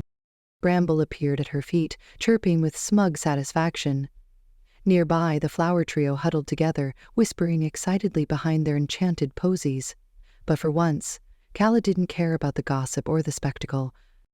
Something had shifted between them, something neither the magical bond nor all her enchantments could have forced. For the first time since the accidental tethering, she didn't feel trapped by the connection. She felt seen.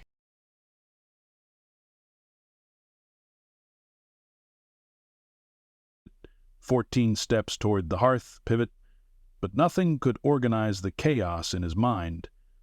The floor complained with each pass, wooden floorboards creaking in protest as if the cottage itself had grown weary of his restlessness. "This is the most interesting thing you've done all evening," Winters observed from his perch on the window sill. The crow's telepathic voice carried its usual sardonic edge.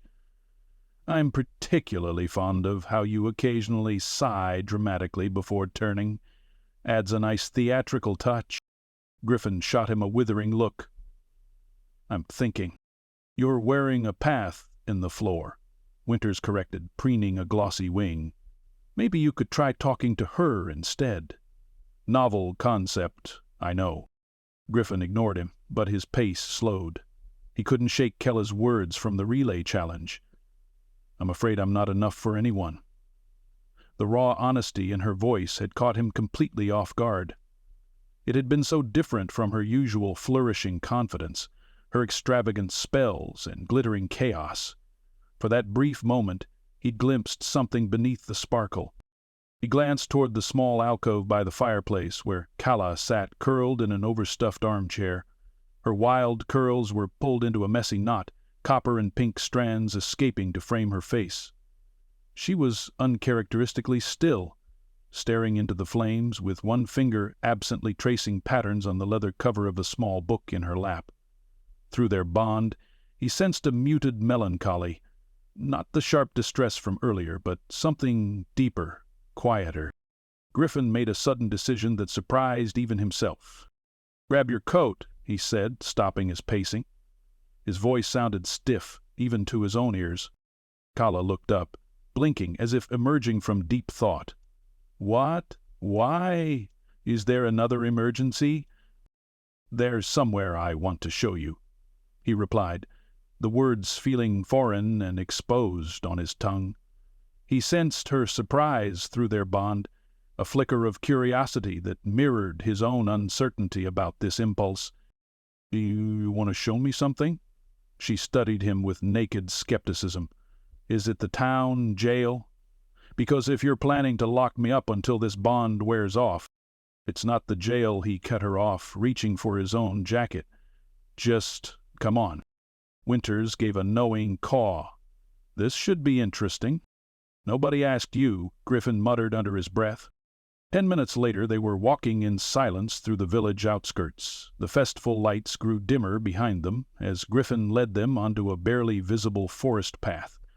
Night had fully settled, and the moons cast silver, blue shadows through the trees. Beneath their feet, occasional luminescent mushrooms marked the trail like runway lights. I'm not sure if I should be intrigued or concerned, Calla finally said, breaking the silence. Is this where you bury the bodies of chaotic enchanters who've broken too many regulations? Griffin felt a small smile tug at his lips despite himself. Only on weekends. A root snagged Calla's boot, and she stumbled forward with a soft exclamation. Griffin's hand shot out reflexively, steadying her with a firm grip at her elbow. The brief contact sent a ripple through their bond.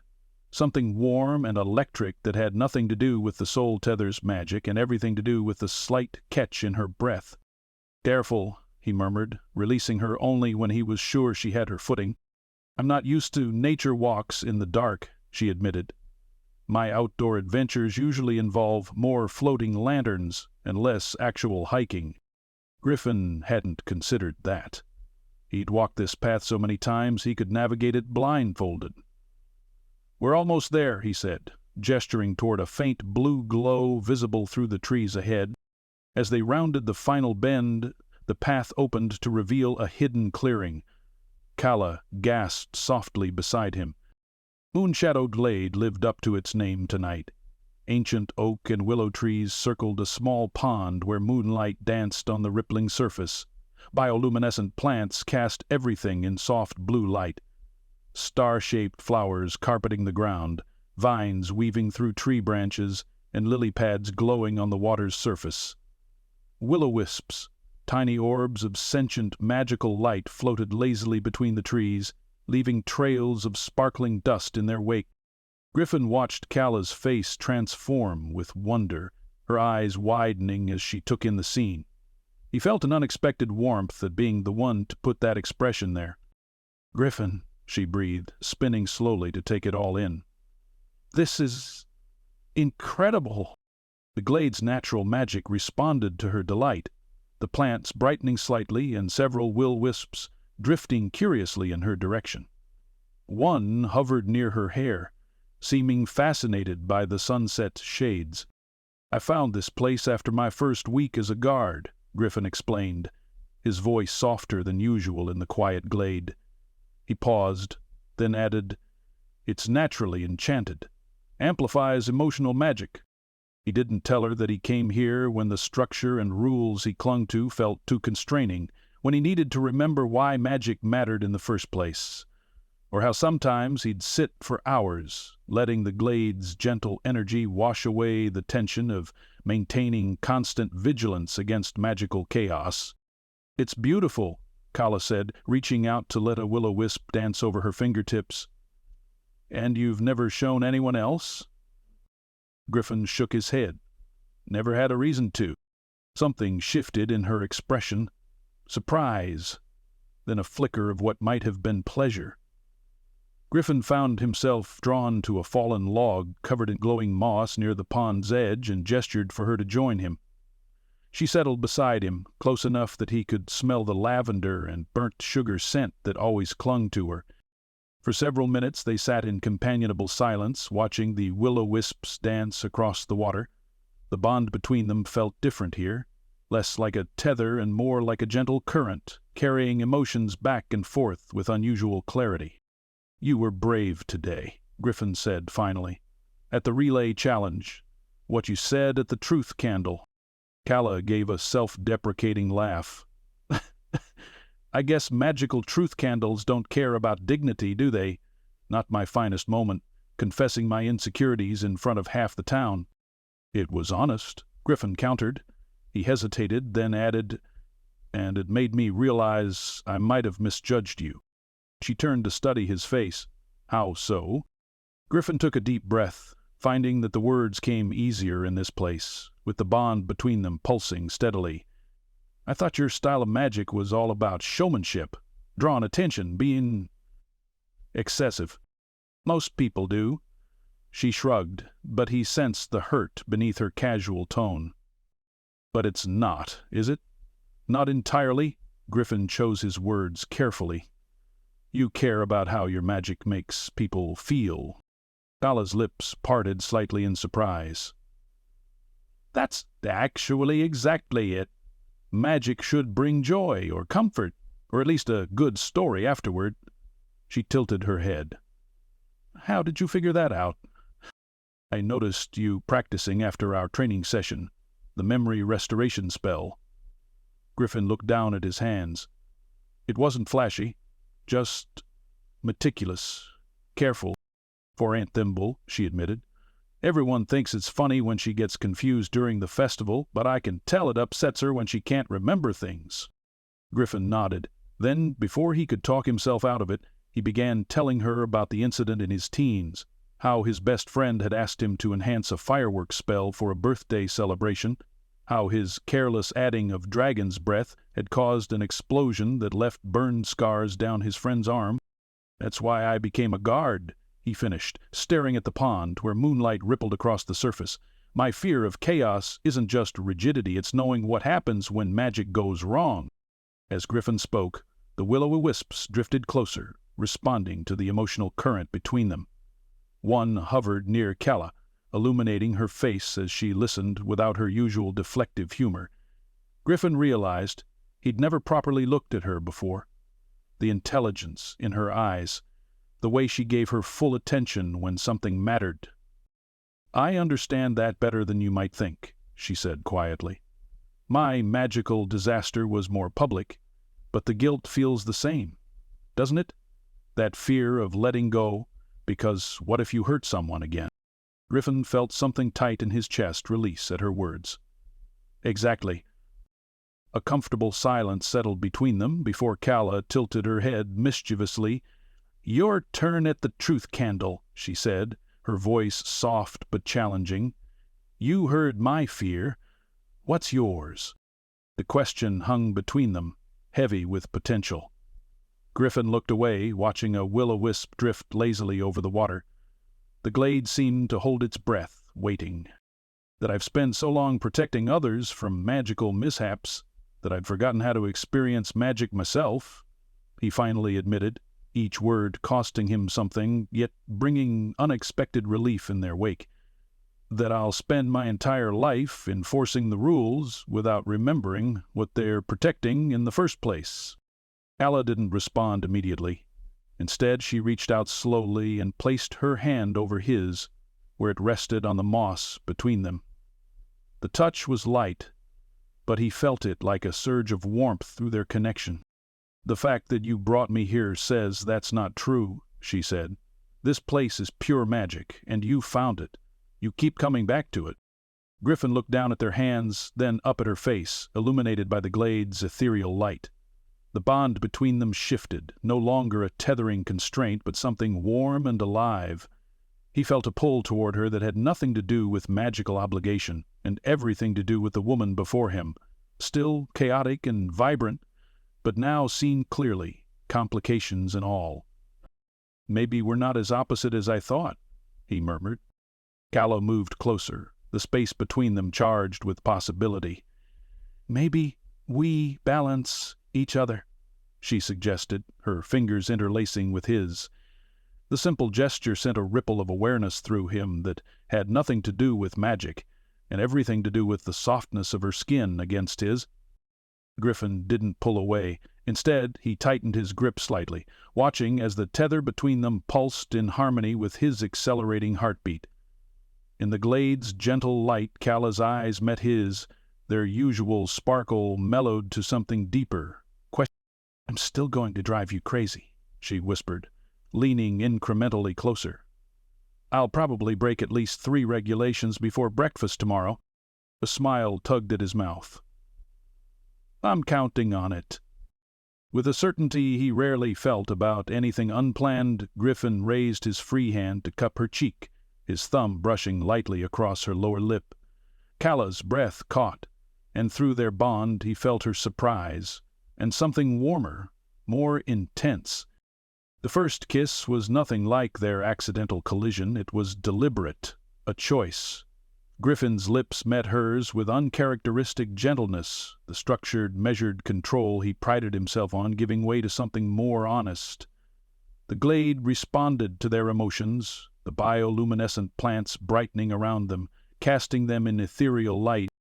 Calla made a soft sound against his mouth, her fingers threading through his hair, and the last of his hesitation dissolved. He deepened the kiss, drawing her closer until she was practically in his lap. his arms encircling her waist. Through their bond, he felt her pleasures spiral with his own, creating a feedback loop of sensation and emotion that left him dizzy. When they finally broke apart, breathing hard, the glade around them pulsed with light in time with their rapid heartbeats. Will-wisps whirled in excited circles overhead, trailing luminescent dust that settled on their hair and shoulders like stardust. That was... Calla trailed off, looking dazed. "Yeah," Griffin agreed, equally eloquent. His usual vocabulary seemed to have deserted him entirely. She laughed softly. "Such way with words, Thorne." Instead of responding, he pulled her back to him, resting his forehead against hers. The teasing light in her eyes softened to something that made his chest ache. What began as a kiss deepened into something more profound as barriers fell away. Between whispered confessions and tender explorations, Griffin lost track of where the bond's influence ended and his genuine feelings began. "I never thought I'd say this," Calla murmured against his neck some time later, "but I'm starting to think that magical mishap was the best thing that's happened to me in years." Griffin's arms tightened around her. As stars shone overhead and the willowy wisps danced around them, he held Calla close, terrified and exhilarated by how right it felt, and by the realization that what began as a magical accident might be evolving into something he wouldn't know how to protect himself from when it inevitably ended. But for now, in the quiet magic of Moonshadow Glade, with Calla warm and real in his arms, Griffin allowed himself to experience the moment without analyzing it. Perhaps the most magical act he'd performed in years.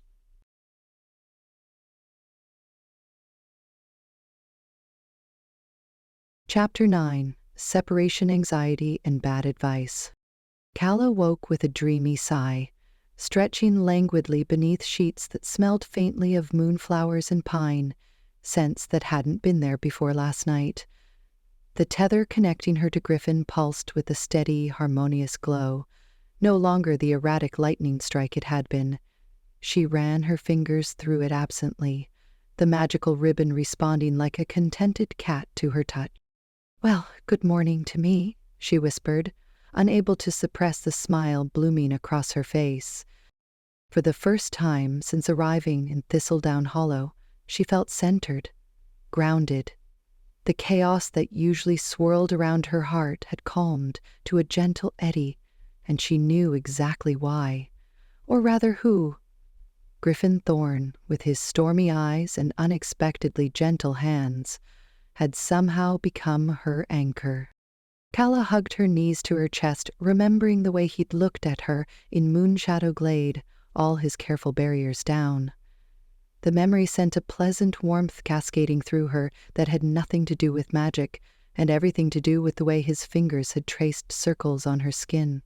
How his lips had... A door opened with a decisive click. Calla glanced toward her bedroom doorway, where the enchanted cottage had helpfully thinned the wall to near transparency. She could see Griffin moving about his room with military precision, already dressed in his guard uniform, his movements stiff. "Morning," she called out cheerfully. Something inside her wobbled uncertainly when his shoulders tensed at the sound of her voice. "Good morning," he replied, his tone clipped as he emerged from his room. He stayed firmly on his side of the common area, though Calla could feel the bond tugging gently between them as if inviting them closer. Griffin ignored it with visible effort. "We have the registry documentation at 9, then the festival procession at noon, followed by preparations for tomorrow's closing ceremonies." Calla blinked. Where was the man who'd whispered constellations against her skin just hours ago? This was pure official Griffin, all regulation, no warmth, not even meeting her eyes. "Right, busy day," she replied, keeping her voice determinedly bright while her heart did a worried little somersault. "Let me just put together some breakfast. I make a mean, enchanted omelet." She brushed past him toward the kitchen, strategically close enough that their arms would touch. The tether flared warmly at the contact, and she felt an answering spark of something from Griffin's side of the bond. but his body jerked backward as if she'd burned him. "We should focus on resolving this situation," he said stiffly, gesturing to the tether with a curt flick of his wrist. "Last night was—" The pause stretched agonizingly before he finished. "A natural reaction to the glaze emotional amplification magic. The cold water sensation that washed over Calla was so visceral, she nearly checked to see if someone had cast a drenching spell." She recovered quickly, years of public performance coming to her rescue as she plastered a careless smile on her face. "Of course," she agreed with forced lightness. "Magical environments, magical responses, basic enchantment theory." Griffin nodded once, as if relieved she wasn't going to make a scene. "I'll handle the registry documentation myself. It's better if I present our case alone. Less opportunity for—" He glanced at her sparkly robe and colorful hair. "Distractions?" "Oh, absolutely. Can't have me being all distracting around boring paperwork," she replied, her smile growing slightly brittle around the edges. "I'll just handle things here." He was gone within minutes, the cottage door closing behind him with a decisive click that felt entirely too final. The moment he was out of sight, Calla's shoulders slumped, and she slid down against the kitchen counter until she was sitting on the floor. "Well, that was a spectacular backfire," she muttered, pulling Flicker from the pocket of her robe. The compact mirror trembled slightly in her palm as she flipped it open, the reflective surface shimmering with awareness. "Hearts exposed under moonlit skies," Flicker intoned dramatically, its surface rippling. "Now he retreats behind walls and lies. What's fear and what's real? That's the test. Magic often reveals what words suppress." "Not helping," Calla groaned, snapping the compact shut.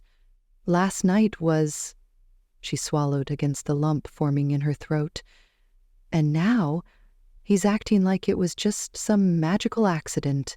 Bramble chose that moment to materialize through the wall, green moss glowing with annoyance as he slunk over to her, his ivy whiskers twitching judgmentally. "Don't give me that look," she told him. "This whole mess started because your bonding spell went sideways." Her familiar flicked his tail dismissively, as if to say the universe had its own plans. She spent the next hour alternately pacing and sitting in various dramatic poses around the cottage, waiting for Griffin to return. But the morning stretched on with no sign of him. The tether remained intact. She could feel his general direction and the faint echo of his emotions. But he seemed determined to stay exactly at the tether's maximum distance. "Fine," she finally declared to nobody in particular. "If he wants space, I'll give him answers." 20 minutes later, Calla strode purposefully through the doors of Thistledown Archives, a converted lighthouse whose spiraling shelves were crammed with magical texts that occasionally rearranged themselves based on reader need. She found Vespera Quickthorne exactly where she expected, buried beneath an avalanche of scrolls, her enchanted spectacles glowing faintly as she squinted at a particularly ancient text. "I need answers," Calla announced, dropping dramatically into a chair across from the town historian. "Is this—" She gestured to the tether glimmering at her chest. "Real? Or just magical interference making us feel things?" Vespera's head shot up, her eyes magnified to comical proportions behind her spectacles. "Calla, perfect timing. I've been researching your case all morning." She shuffled through her papers with infectious excitement. "Accidental soul. Bonds are exceedingly rare. Only 17 documented cases in the last century, and none with such immediate stabilization patterns." "Fascinating," Calla deadpanned. "But what I really need to know is whether these feelings," she waved her hand vaguely near her heart, "are artificially created by the magic, or if they're genuine." Vespera adjusted her spectacles, which flared briefly with light. "Magical bonds are remarkably complex, but they typically function as amplifiers rather than creators. They can enhance emotional resonance between parties, but they cannot manufacture compatibility where none exists." She peered at Calla over her frames. Think of it like enchanted tea. It might enhance flavors already present, but it can't make bitter herbs taste sweet. So if I'm feeling... Calla trailed off, not quite ready to name the warm, terrifying emotion that had been building in her chest since that first accidental kiss. And if he's feeling, Vespera continued with a knowing smile, scribbling notes with alarming speed, the bond isn't creating those feelings. It's simply illuminating what's already there, perhaps accelerating their development. Calla chewed her bottom lip. But what about the magical environment? Griffin thinks what happened at Moonshadow Glade was just... Ah, the glade. Vespera's eyes lit up as she frantically flipped through her notes. Accelerated emotional honesty environment. Did you experience heightened sensation, temporal disorientation, spontaneous truth-telling? I'm not detailing my romantic evening for your research, Vess. It's for posterity. Vespera protested, but her enchanted spectacles dimmed slightly, revealing her lie. Look, Calla, the glade might enhance feelings, but it can't invent them. The real question is whether you'd feel this way without the magical connection. Calla slumped in her chair. That's exactly what I don't know. Leaving the archives slightly more confused than when she'd arrived, Calla nearly walked straight into the flower trio outside their shop, Petal and Thorne. Myrtle, the eldest, caught her by the shoulders with surprising strength for someone who resembled a kindly grandmother dipped in flower pollen. There she is, Myrtle exclaimed. Our accidentally bonded enchantress. Fern, with her ever-present gardening shears, snipped at the air excitedly. We've been waiting for you, dear. The dancing roses told us you'd pass by after your visit to the archives. Tansy simply smiled knowingly, offering a steaming cup that smelled suspiciously like heartache tea, a blend Calla recognized from her carnival days, used to soothe lovesick customers. How's that handsome guard treating you? Myrtle asked, patting Calla's hand. We saw that beautiful display during the relay challenge. So romantic. The mention of Griffin sent a pang through Calla that must have shown on her face because all three women immediately exchanged significant glances. Oh dear, Tansy murmured. Trouble in paradise already. He's pulling away, Calla admitted, accepting the tea with a grateful smile. After last night, which was wonderful, he's acting like it was all just magical interference. Men always retreat when feelings get real, dear, Myrtle said sagely, while Fern and Tansy nodded in synchronized agreement. Especially the serious ones. They build those emotional walls brick by brick, then panic when someone slips through.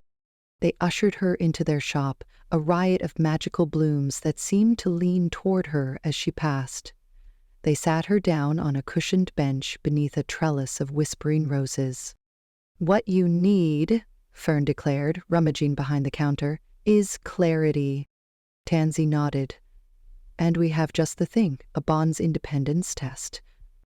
A what? Calla asked, her interest piqued despite her skepticism.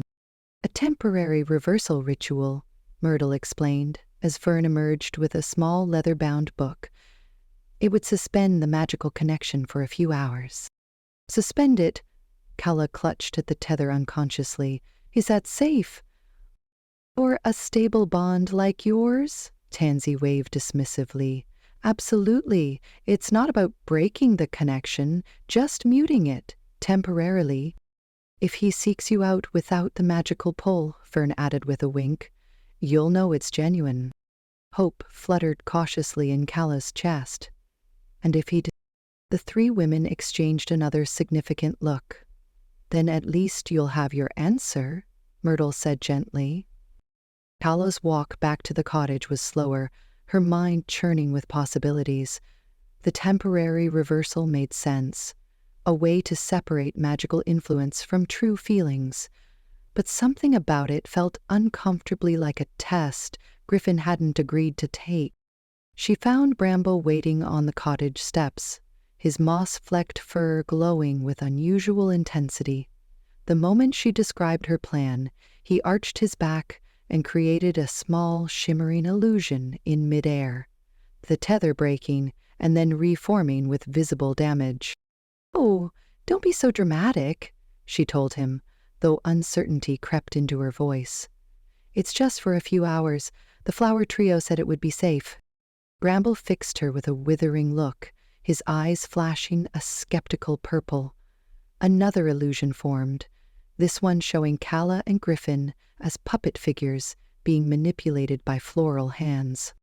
"They're not manipulating me," she objected. "They're helping me figure out if this, whatever it is between us, is real or just magical interference." Bramble let out a chirp that sounded suspiciously like a derisive snort. "Look, I need to know," Calla insisted. "Last night was—" She swallowed, memories of Moonshadow Glade washing over her. "I've never felt that connected to anyone, but if it's just the bond making him feel things he wouldn't normally," she hugged herself protectively. "I need to know before I fall any deeper." Her familiar's expression softened slightly, but he still looked unconvinced as he padded after her into the cottage. The afternoon passed in a blur of secretive shopping.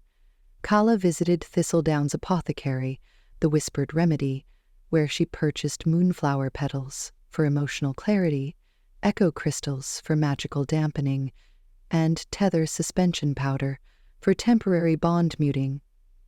Each purchase earned her knowing looks from the shop owner that made her cheeks burn. "Special night planned?" asked Marigold at the herb counter with a wink. "Just a little magical experiment," Calla replied, trying to sound casual. "Ani, in my experience, experimenting with bonds is like experimenting with gravity," Marigold said, wrapping the moonflower petals in enchanted paper. "Things tend to fall hard either way." Back at the cottage, Calla spread her supplies across her bed, consulting the small book the flower trio had loaned her. It detailed a simple ritual: mix the ingredients in rainwater under moonlight, speak the incantation, and the bond would be muted for approximately 3 hours. "Enough time to see if he comes looking for me," she murmured, measuring precise amounts into a small velvet pouch.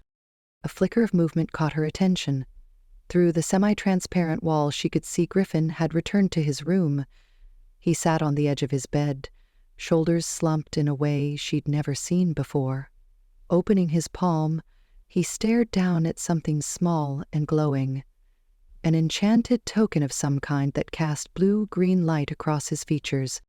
For a moment, his carefully controlled expression cracked, revealing something raw and vulnerable underneath.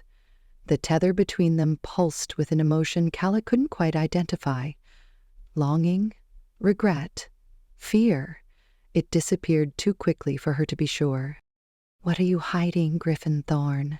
she whispered, her fingers hovering over the tether where it connected to her heart.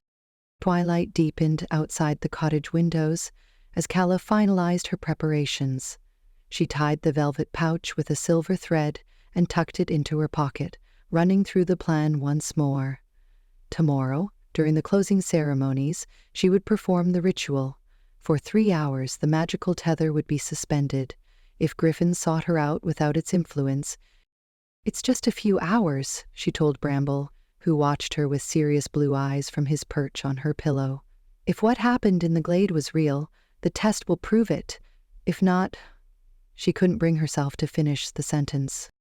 Her hands trembled slightly as she sealed the pouch, pressing a kiss to the silver thread. Through the bond, she felt an echo of something, a longing that mirrored her own. But was it truly from Griffin, or just her own emotions reflecting back at her? The uncertainty only strengthened her resolve. Tomorrow, one way or another, she would have her answer.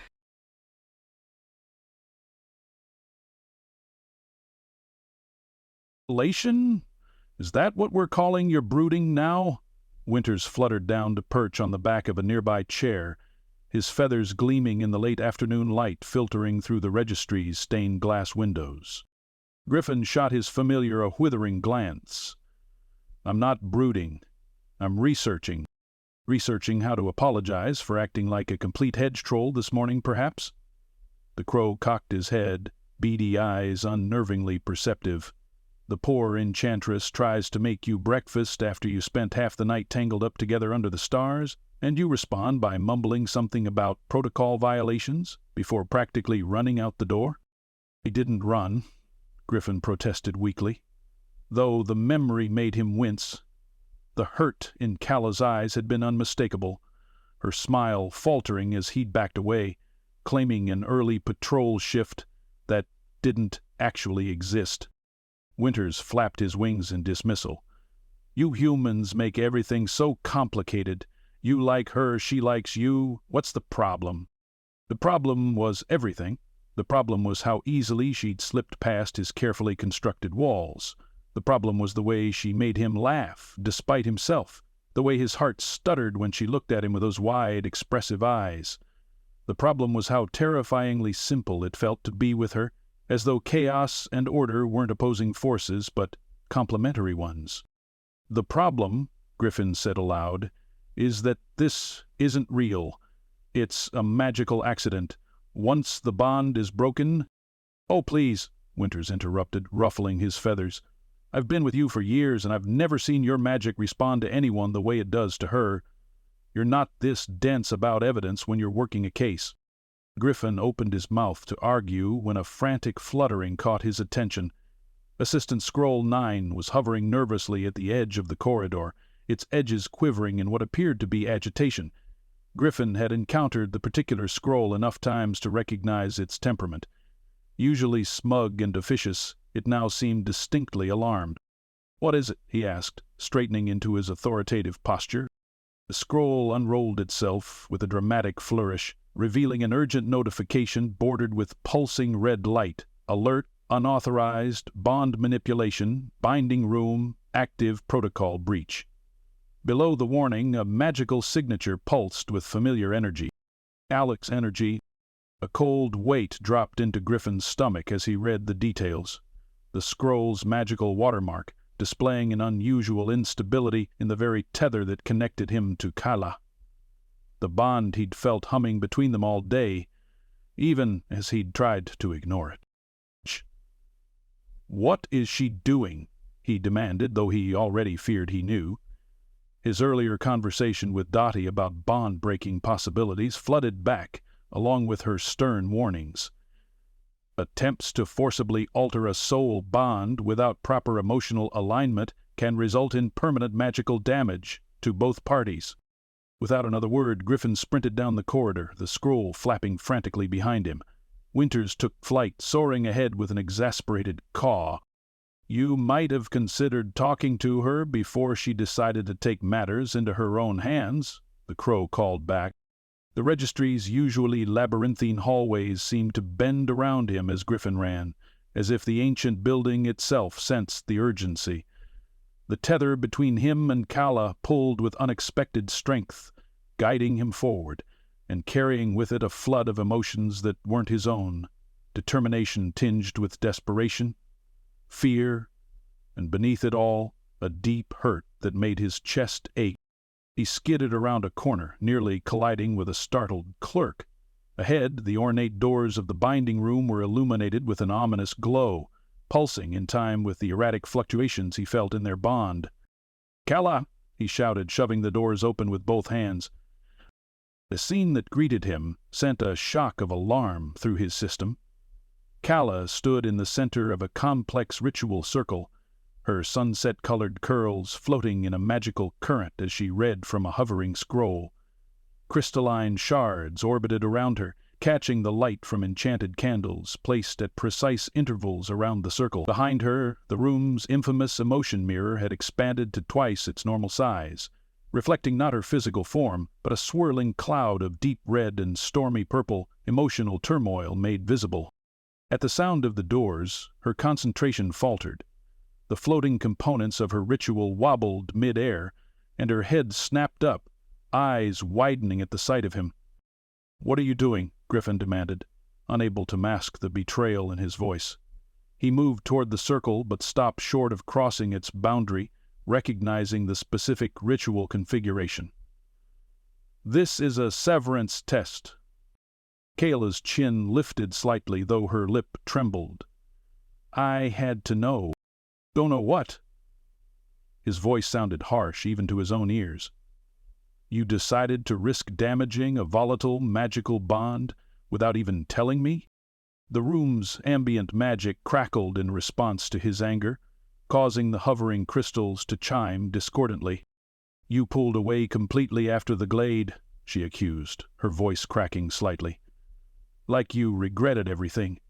I woke up this morning and you couldn't even look at me. What was I supposed to think?" Her words landed like a physical blow. Griffin knew she was right.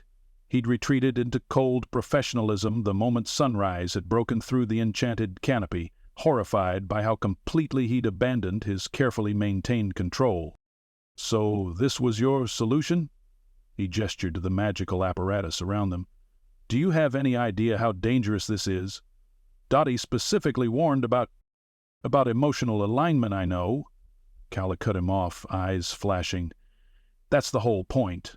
This isn't a severance ritual, it's a revelation spell. It would show us whether what we feel is real or just magical influence." Griffin felt the anger drain from him, replaced by something more complicated. "And you didn't think to discuss this with me first? Would you have agreed?" she challenged. "Or would you have quoted some regulation about proper bond protocol and insisted we wait for official approval?" He had no answer for that. They both knew she was right. The ritual components continued to hover, the spell suspended in a precarious state of interruption. Griffin could feel the unstable magic crackling around them, responding to their emotional turbulence. "This isn't just about regulations," he said finally, forcing his voice to remain steady. "I've spent my entire life maintaining control, of magic, of situations, of my feelings. Then you crash into my life with your chaos, and suddenly I'm—" He stopped, struggling to articulate the fear that gripped him whenever he thought about how easily she'd slipped past his defenses. Calla took a step toward him, still within the confines of the ritual circle. "You're what?" "Terrified," he admitted, the word barely audible.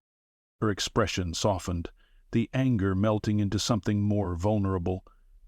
"I just needed to know if it was the bond making you feel something, or if it was real," she said, eyes glistening with unshed tears. "The test would have shown us the truth." Griffin swallowed hard, caught in her gaze. "I didn't need a test," he confessed. "I was afraid of what I already knew." The moment hung between them, charged with unspoken emotion. The emotion mirror behind Calla shifted, the stormy colors giving way to softer hues of amber and gold. But before she could respond, the interrupted ritual suddenly reactivated with a violent surge of energy. The abandoned spell components began to spin, faster and faster, responding to the intense emotional current flowing between them. "Griffin?" Alarm flashed across Calla's face as the crystals rose higher, their orbits becoming erratic. "Something's wrong!" He lunged forward just as the ritual circle flared blindingly bright. The air crackled with magical discharge, and Griffin felt a sickening sensation as the tether between them stretched thin, vibrating like an overtaxed string. "Calla!" he shouted, reaching for her, but it was too late. With an audible crack, the bond snapped. Pain lanced through Griffin's chest, a hollow emptiness spreading where the constant presence of their connection had been. He staggered, momentarily disoriented by the loss. Across the ritual circle, Calla doubled over as if physically struck, her face draining of color. The room fell silent, the hovering components clattered to the floor, the magic that had sustained them suddenly gone. Griffin stood frozen, feeling the devastating absence of their bond like a phantom limb. He could still see Calla, still reach out and touch her if he crossed the few steps between them, but the ethereal sense of her emotions, her presence, had vanished completely. He watched her straighten slowly, her hand pressed to her chest, face pale with shock. Their eyes met across the ritual circle, and Griffin realized with startling clarity that the ache flooding through him had nothing to do with magical compulsion. It was entirely terrifyingly his own. "It's gone," she whispered, her voice small in the vast chamber. Before Griffin could respond, the room's magic surged again. The emotion mirror behind Calla expanded dramatically, rippling outward until its surface filled the air between them like a shimmering curtain.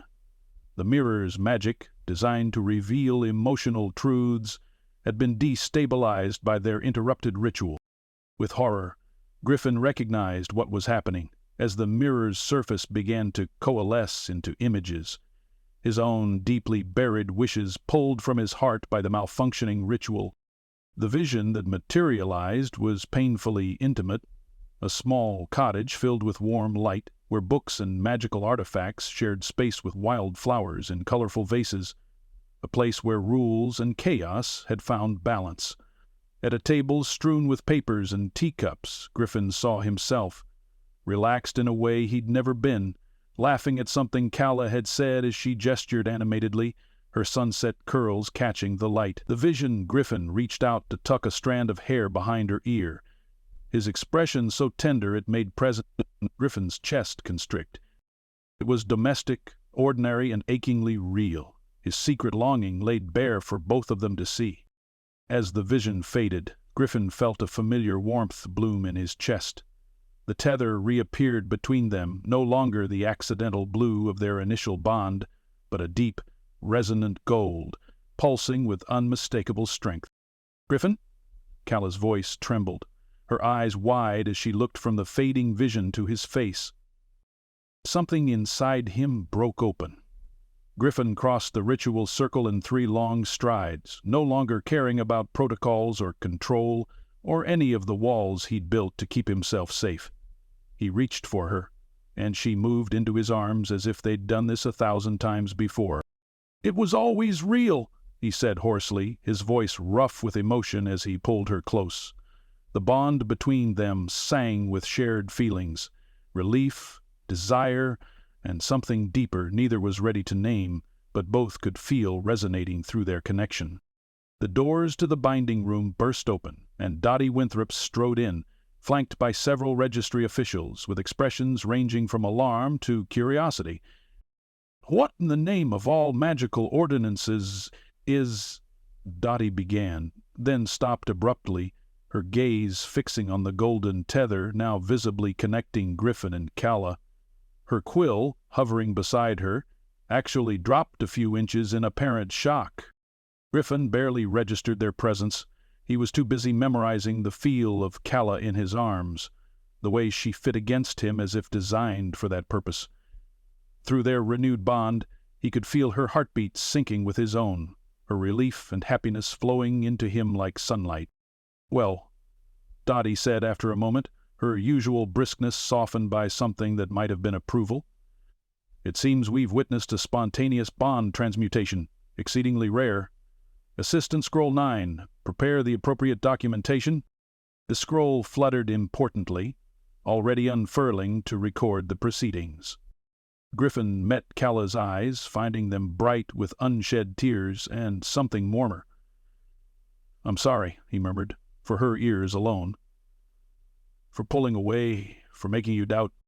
She smiled, and even through the chaos of the moment, registry officials murmuring, scrolls fluttering, Winters cawing triumphantly from the doorway, Griffin felt a profound sense of rightness wash over him. "I suppose this means you're stuck with me," she whispered, a hint of mischief returning to her expression. Griffin felt his lips curve into a smile that would have shocked anyone who knew him as the town's stoic enforcer. "I can think of worse fates," he replied, and as the bond between them pulsed with shared joy, he finally, completely surrendered to the chaos of loving Calla Briarwick.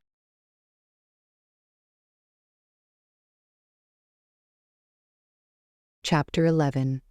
When the town roots for you. Calla slipped back into consciousness slowly, her dreamscape retreating like morning mist. The events from the binding room clung to her mind with startling clarity. Griffin's hurt expression, the tether snapping like a harp string, and then the overwhelming surge as it reformed between them, stronger and more insistent than before. Most vivid of all was the vision the ritual had revealed, Griffin's deepest wish, laid bare for both of them to see. A quiet life, with her. Someone who saw beyond his rules and still chose to stay. She blinked at the ceiling, her heart performing an elaborate acrobatic routine in her chest. Turning her head, she spotted the golden tether stretching from her chest, passing through the wall toward Griffin's room. It pulsed with a warm, steady glow that hadn't been present before the ritual. Cautiously, she extended her fingertips toward it. The moment she made contact, a rush of sensations cascaded through her. Comfort, confusion, and an unfamiliar steadiness that she recognized as distinctly Griffin. "Well, that's new," she whispered to herself, pulling her hand back. Bramble, curled at the foot of her bed, opened one eye in response.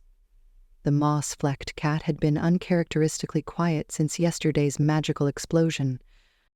"Don't give me that look," Calla told him. "This isn't exactly how I planned for the festival to go either." Bramble's ear twitched in what could only be described as sarcasm. With a deep breath, Calla swung her legs over the side of the bed and patted across the floor. Her reflection caught in the dresser mirror showed her hair in wild disarray, pink and coral curls standing in all directions. Dark circles shadowed her eyes from the emotional exhaustion of the night before. "Gorgeous," she muttered, running fingers through the tangles. "Absolutely festival, ready." The smell of something buttery and sweet wafted under her door, making her stomach growl in response. Coffee, too, the good kind, rich and fragrant. Curious, she pulled on her silk robe and ventured out.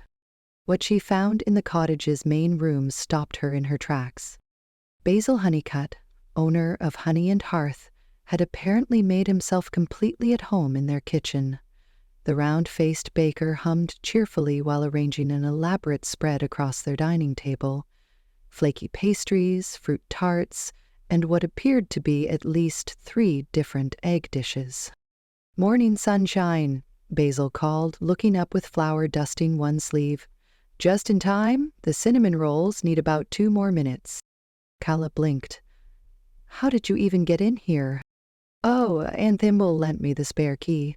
He waved dismissively, as if breaking and entering was a normal part of festival hospitality. "Special delivery for Thistledown's most talked-about couple."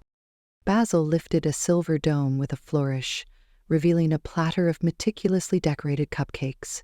Each one featured a tiny blue and gold tether, crafted from fondant, the color's exact matches for the magical bond connecting her to Griffin. "They're enchanted, of course," Basil added, watching her reaction with barely contained glee. "Go on, try one." Still processing the breakfast invasion, Calla took a cupcake and bit into it. Wild berry flavor burst across her tongue. Sweet, tart, and unexpectedly complex. "Babe? Adjust based on who's eating them," Basil explained, practically bouncing with excitement. "One person gets their perfect flavor, the other gets theirs. That's what true bonding is all about." "Basil, this is a lot," Calla said, gesturing at the spread. "We didn't ask." "Nobody ever asks for magic, honey. That's what makes it magical," he beamed, dusting his hands on his apron. "Just wait until Griffin tries his. They turn cinnamon when he takes a bite. I've been running tests all week." "All week?" Calla frowned. "But we only bonded 2 days ago." Basil froze momentarily, then busied himself with rearranging a fruit platter. "Well, you know how it is. Baker's intuition, very reliable. Speaking of reliable, those cinnamon rolls?" Before Calla could press further, the cottage door flew open, admitting a whirlwind of pastel colors and excitable chatter. Myrtle, fern, and tansy, the elderly witches collectively known as the Flower Trio, bustled in with armfuls of shimmering fabric. "We've been up all night," announced Myrtle, the tallest of the 3 with silver hair pinned in an elaborate coil. "Couldn't sleep a wink after that display at the binding room," Fern added, already making a beeline for Calla. "Matchin' Festival cloaks, all three declared in near-perfect unison. Before Calla could protest, she found herself draped in rippling fabric that somehow managed to be both delicate and substantial. It shimmered between jewel tones that complemented her usual style while maintaining a subtle sophistication, reminiscent of Griffin's more reserved aesthetic. "It's bonded wear," Tansy explained, adjusting the clasp at Calla's throat. "Very traditional, very romantic. The fabric responds to emotional connection," Myrtle added, straightening the folds with practiced hands. "It'll glow when you think of each other. Or when you're near," Fern winked. "Or when you're—" "I think she gets the idea," Basil interrupted, offering a cupcake to the trio. Calla ran her fingers along the cloak's edge. It felt like water and starlight woven together, far too beautiful for her current disheveled state. "This must have been expensive. I can't possibly—" "Nonsense." Tansy waved away her concern. "We've had the fabric set aside for decades. Just waiting for the right couple," Myrtle nodded sagely. "The Griffins will match, of course," Fern added, holding up a second cloak in more subdued hues that still somehow harmonized with Calla's. "Where is that handsome sourpuss, anyway? Still sleeping?" As if summoned by the question, Griffin's bedroom door opened. He emerged, looking about as rested as Calla felt, which was to say, not at all. His dark hair stuck up at odd angles, and the shadows under his eyes suggested his night had been equally sleepless. He wore simple cotton pants and a worn t-shirt, a far cry from his usual buttoned-up magical guard uniform. His gaze swept the room, taking in the unexpected crowd of visitors. Confusion flickered across his face, followed by a flash of irritation that tightened his jaw. Then his eyes found Calla's. Something shifted in his expression, softened, and the cloak around Calla's shoulders warmed perceptibly. The feeling was like stepping from shadow into gentle sunshine. The flower trio didn't miss it. All three exchanged looks of delighted triumph. "Right on time," Tansy bustled toward Griffin with his cloak. "We were just fitting Calla with hers." Griffin's eyes narrowed suspiciously. "Fitting her with what?" "Festival cloaks," Myrtle explained, as if it were the most natural thing in the world to be invaded at breakfast by elderly witches bearing magical outerwear. "Bonded wear," Fern added, with absolutely no subtlety whatsoever. Griffin looked to Calla with an expression that clearly asked, "What is happening?" She could only offer a helpless shrug in return. The door flew open again, admitting Vespera Quickthorne. Thistledown's unofficial historian strode in with purpose, her cloak billowing dramatically despite the complete absence of wind. "I've brought the text," she announced, brandishing an ancient-looking scroll. "Historically accurate documentation of successful accidental bonds throughout Thistledown's history." She pushed her enchanted spectacles up her nose. "For research purposes, of course." "Of course," Griffin echoed dryly, accepting a cup of coffee from Basil with the air of a drowning man clutching a life-preserver. Vespera unrolled the scroll across the breakfast table, scattering pastries as she did so. "I've highlighted the most relevant passages," she said, pointing to several sections that glowed with luminous pink ink. "Note the statistical significance of shared emotional revelation during bond stabilization." Calla leaned closer, noticing that every highlighted passage seemed suspiciously romantic.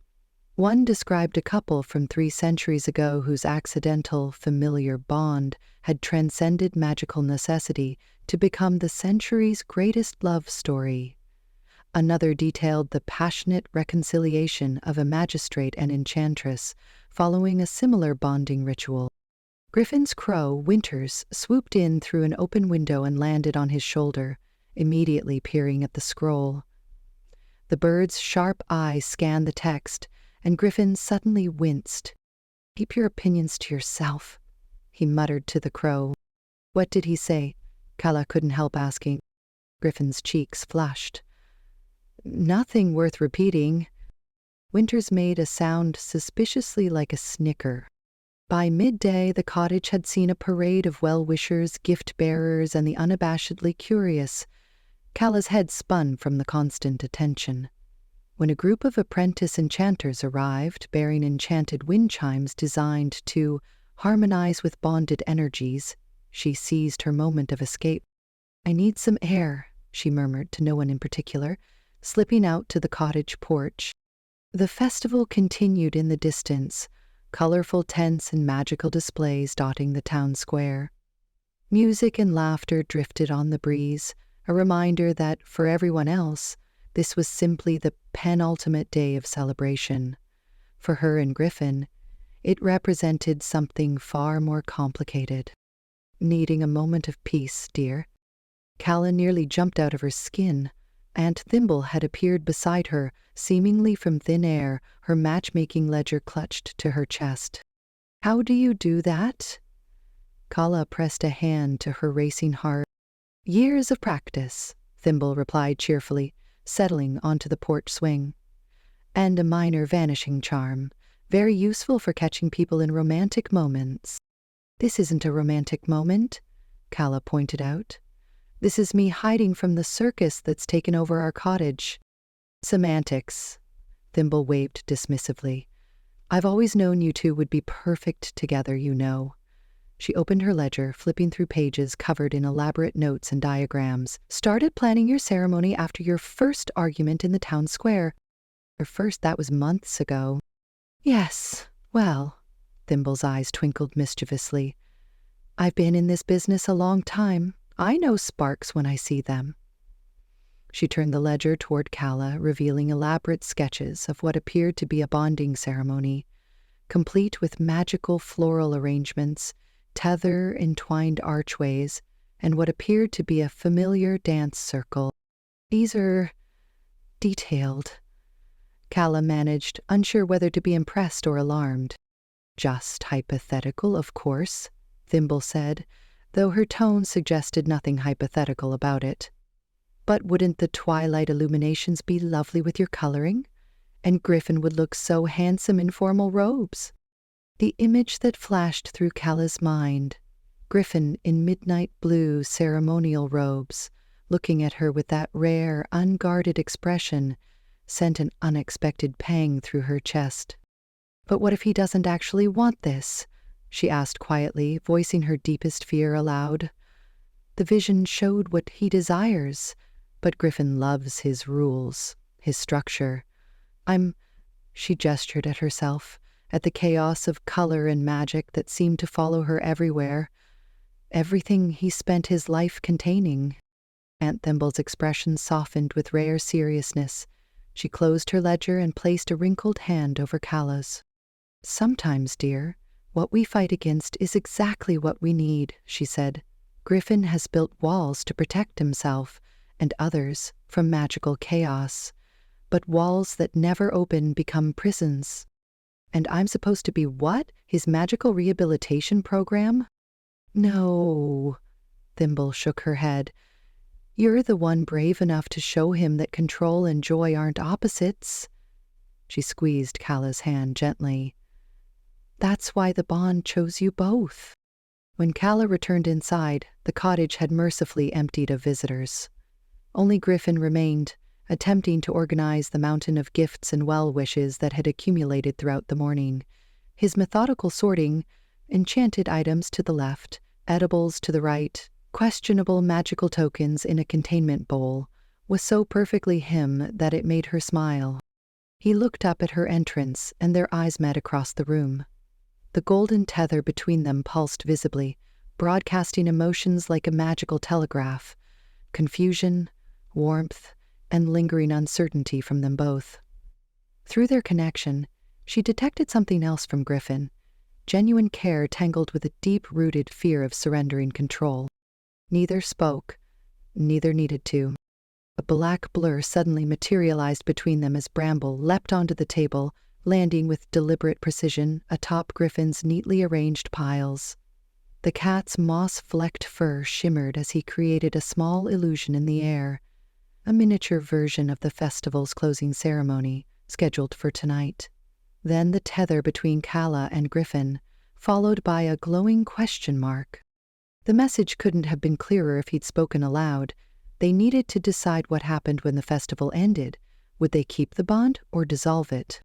Griffin's expression became carefully neutral, that familiar wall coming up between them. "The registry has requested my presence for official documentation," he said, his voice overly formal. "Apparently accidental bonds require additional paperwork." "Of course they do," Calla said, trying to keep her tone light despite the sudden hollow feeling in her chest. "Can't have unauthorized magic disrupting the system."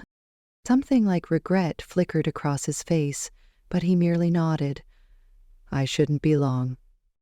When the door closed behind him, Calla sank onto the couch, the events of the past few days crashing over her like a wave. Bramble jumped into her lap, headbutting her hand until she absently stroked his fur. "What am I supposed to do now?" she asked the empty room. Her charm pouch vibrated against her hip and she extracted her enchanted compact mirror. Flicker's surface rippled with awareness as she flipped it open. "What if I'm just another magical incident he needs to resolve?" she asked the mirror. "What if the vision just showed what he thinks he wants, not what he'd actually choose?" Flicker's surface rippled again, words forming in the reflective surface. "Hearts once revealed cannot return to shadow, but choice must be freely given, not magical obligation." The mirror shifted, showing not her usual reflection but something subtly different. Herself, but steadier, more confident, less hidden behind sparkle and performance. Calla snapped the compact shut, her mind racing. In every relationship she'd ever had, she'd been too much, too colorful, too chaotic, too much magic and not enough control. She'd learned to compensate with charm and flair, to dazzle people before they could look too closely at the insecurities beneath. But the bond didn't allow for such concealment. It stripped away performance and left only truth. Making her decision, Calla stood and walked purposefully to her room. If she and Griffin were going to face the closing ceremony tonight, she needed to be prepared for either outcome. From her magical supplies, she selected ingredients for a small charm: dissolution herbs, binding break crystals, and a single stabilizing thread of gold. Her hands trembled slightly as she crafted a small, elegant pendant that would dissolve their bond painlessly, if that was what Griffin ultimately wanted. The magic felt cold under her fingers, resistant to her touch, as if the universe itself disapproved of her contingency plan. "If he doesn't choose me, all of me, then I need to be brave enough to let him go," she told Bramble, who watched her work with unusually solemn eyes.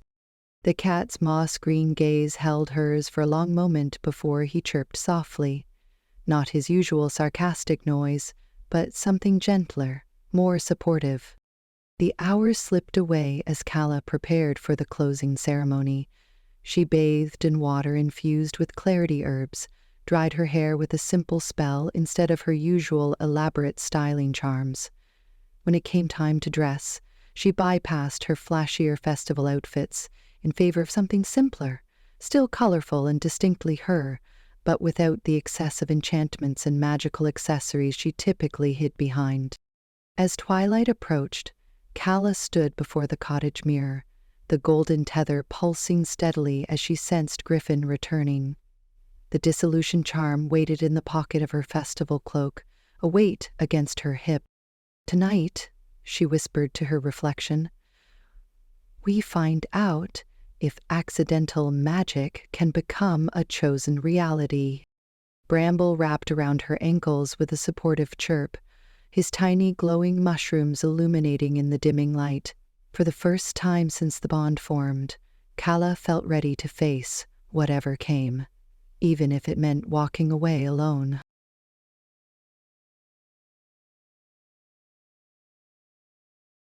Chapter 12. Final Spell, Final Choice.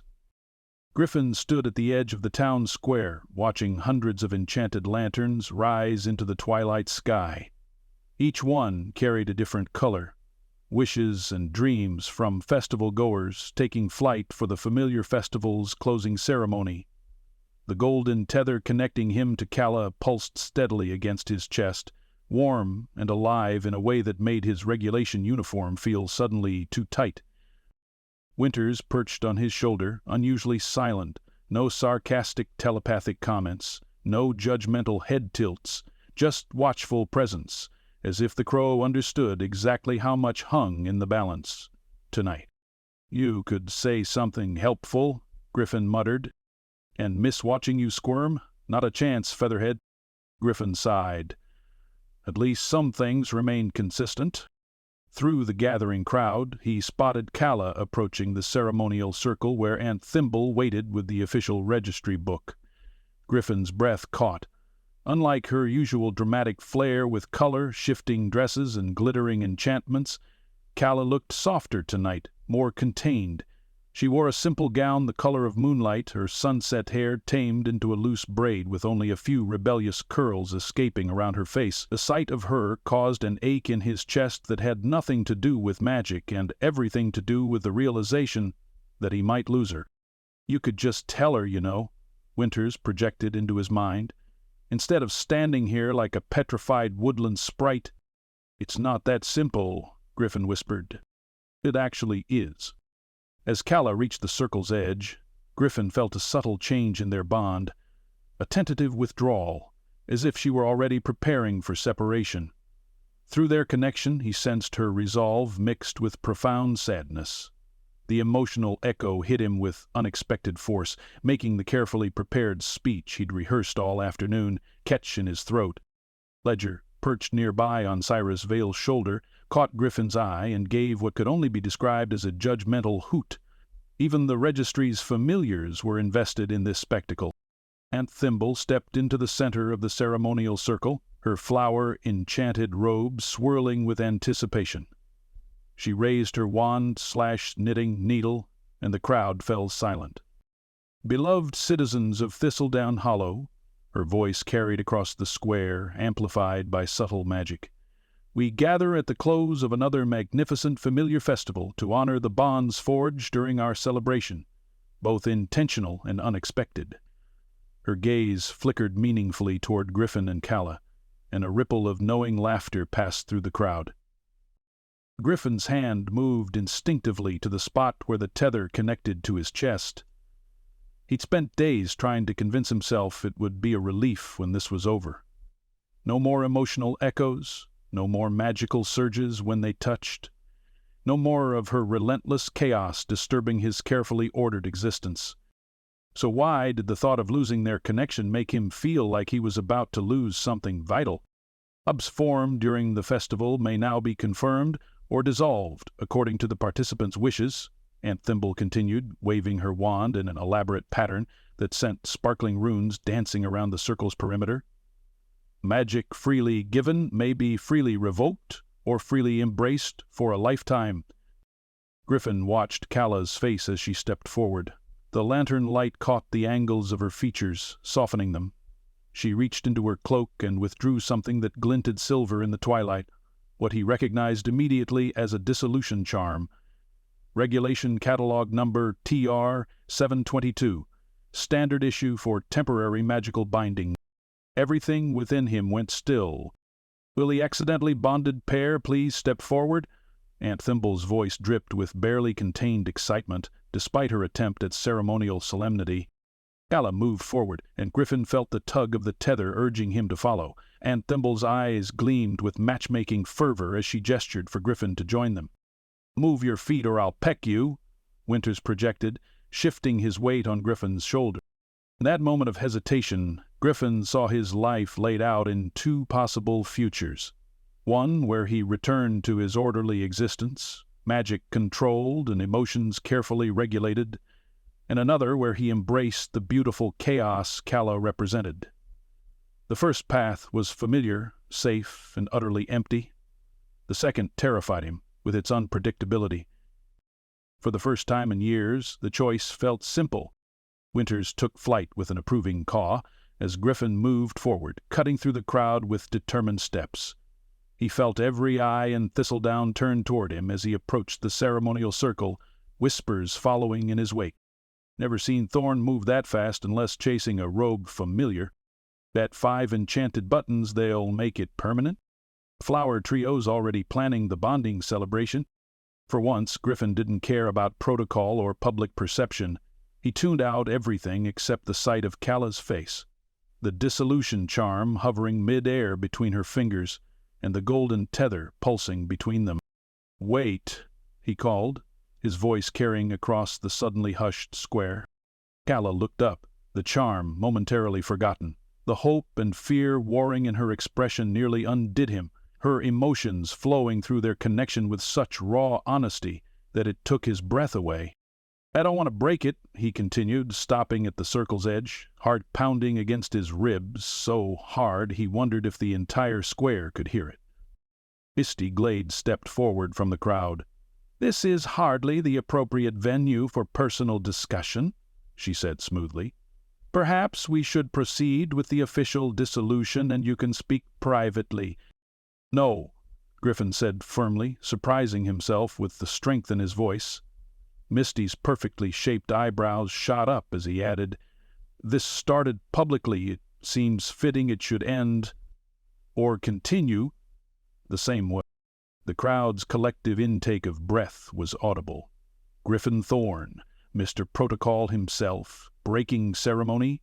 Basil Honeycutt nearly dropped a tray of celebratory macarons. Griffin took a deep breath, acutely aware of the whispers spreading through the gathering. "I've spent my life creating rules to control magic because I feared what would happen if I let go," he said, speaking directly to Calla, though his words carried to everyone present. "Then you happened, completely outside every regulation I've ever written." A gentle wind picked up, carrying the scent of night-blooming enchanted jasmine. Lanterns above drifted lower, as if the entire festival was leaning in to listen. "It's no longer magic tying us together," Griffin continued, taking a step into the ceremonial circle, breaking protocol in front of the entire town. "It's my choice. It's been my choice since that night in the glade, maybe even before." The dissolution charm in Calla's hand began to shimmer and transform, responding to the emotional truth of his words. Silver melted into gold, its shape twisting and reforming. "The only reason I didn't say anything sooner was—" Griffin hesitated, then pushed forward. "I thought you deserved better than someone who lives by a rule book." "That's not—" Calla began, but Griffin gently shook his head. "Let me finish. Please." He crossed the remaining distance between them, reaching for her hands. The moment their fingers touched, the tether between them brightened, casting them both in a golden glow. "The bond just showed me what I was too afraid to admit, that I need your chaos as much as you might need my structure." Through their connection, he let her feel everything he'd kept guarded, his admiration, his desire, his growing love. The tether flared brilliantly in response, sending whispers of warmth through every inch of him. The dissolution charm in Calla's palm completely transformed, reshaping itself into a pair of interlocking golden rings. Aunt Thimble gasped dramatically, her matchmaking ledger flipping pages of its own accord, nearly smacking her in the face with excitement. "Consensual bond reforming," she announced to the crowd, practically dancing in place, "not by accident, but by choice." The registry book floating beside her glowed as their names rewrote themselves under a new designation. Cyrus Vale, looking simultaneously annoyed and secretly pleased, added an official stamp that released a shower of golden sparks. Bramble chose that moment to materialize on Calla's shoulder, looking smugly satisfied as he exchanged a meaningful look with Winters, who had returned to perch on a nearby lantern post. The cat's tail flicked in what Griffin now recognized as unbridled self-satisfaction. As moonlight bathed the ceremonial circle, Griffin closed the final distance between them. The rings floated upward, spinning lazily between them, catching the light of the lanterns above. "I choose you," he said quietly, only for her to hear, "chaos and all." Calla's smile was like sunrise after the longest night. "And I choose you," she whispered back. Rules and all? Well, maybe not all the rules. When their lips met, the tether between them pulsed once, twice, and then slowly sank beneath their skin, no longer visible but felt, a warm connection of magic and emotion that belonged entirely to them. The crowd erupted in cheers, flowers suddenly bloomed out of season around the circle's edge, and Bramble and Winters exchanged what could only be described as a satisfied look, as if they'd planned this all along. "I've been waiting for this moment all festival," Aunt Thimble declared, wiping away what she insisted were ceremonial tears of joy with an embroidered handkerchief. "The ledger never lies." She waved the matchmaking book triumphantly. As they broke apart, still wrapped in each other's arms, Griffin noticed with amusement that regulation protocol sheets were raining down from somewhere overhead, folding themselves into heart shapes before dissolving into shimmering confetti. "That's definitely against regulations," he murmured against Calla's hair. "Going to write me up for it?" she teased, her fingers lacing through his. "I'm considering a more permanent arrangement," he replied, looking down at the golden rings, still hovering between them. "If you're amenable." The flower trio chose that moment to rush forward, trailing enchanted blossoms that spelled out, "Finally," in mid-air. "We knew it," they chorused, surrounding the couple with excited chatter. "The betting pool had today as the deadline. Your enchanted cottage gained a permanent foundation an hour ago. Bramble's been sabotaging the dissolution charms all week." Griffin raised an eyebrow at the familiar, who had the decency to look momentarily abashed before returning to his usual smug expression. Calla laughed, the sound wrapping around Griffin's heart like the warmest spell. "Apparently we were the last to know." "Not the last," Griffin corrected, glancing toward Misty Glade, who was hastily rewriting what appeared to be a contract proposal. "But I think I'm glad we figured it out eventually." "Eventually? After I practically pushed you into the ceremonial circle," Winters projected dryly. Griffin ignored him, focusing instead on the feeling of Calla's hand in his, the echo of her joy resonating through their newly chosen bond, and the realization that for the first time in his life, breaking the rules had given him exactly what he needed. The golden rings drifted downward, settling gently into their joined palms. Official magic or not, Griffin knew some bonds couldn't be captured in registry books or regulation codes.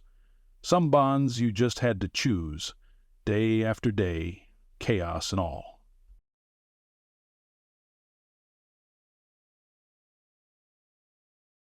Wakefulness, awareness blooming in gentle waves. Something solid and warm curved against her back, and strong arms held her close, one hand splayed protectively across her middle.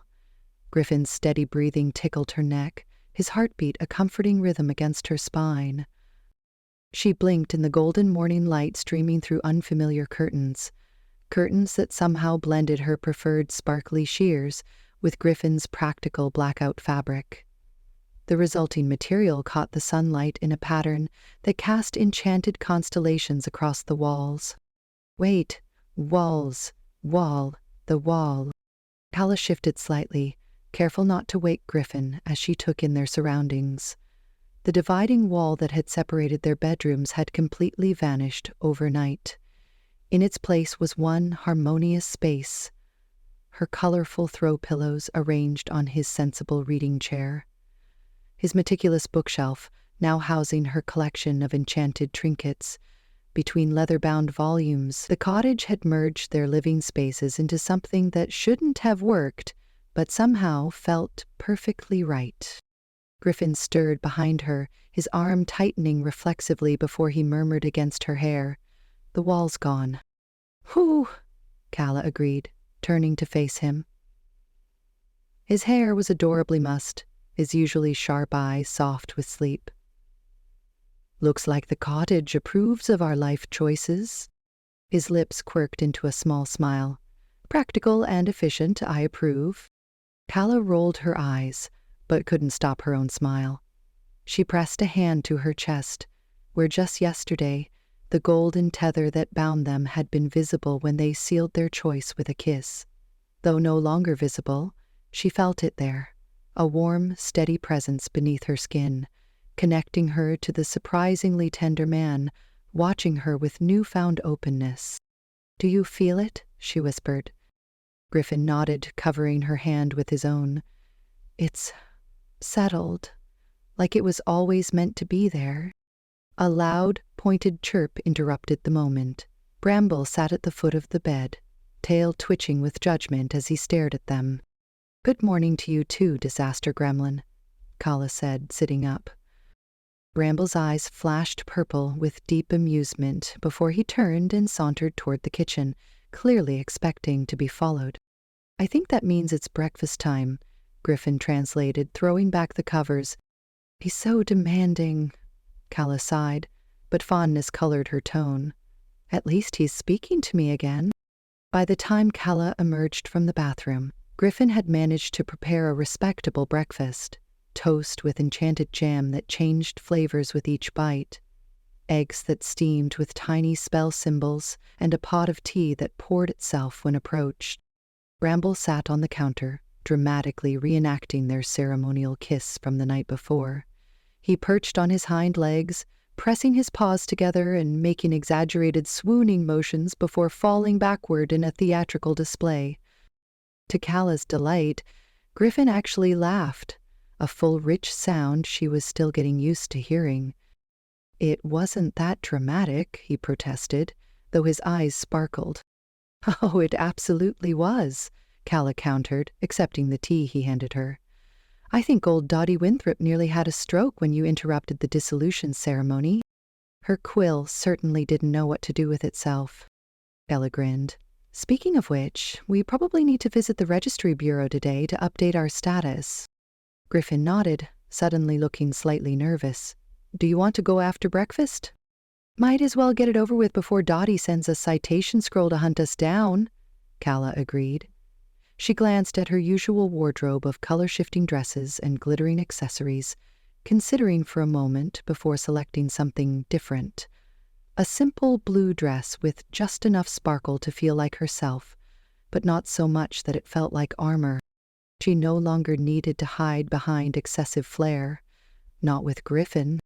When she emerged from the dressing area, Griffin's gaze traveled over her, warm and appreciative. "You look beautiful," he said simply. The bond pulsed between them, a pleasant flutter that had nothing to do with magic and everything to do with finding someone who saw her completely. Walking through the town square hand in hand felt surreal. Calla had always been noticed in Thistledown, usually for magical mishaps or fashion choices, but this was different.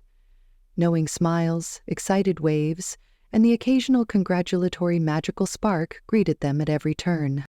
"Good morning, lovebirds," called Myrtle from the doorway of the enchanted flower shop.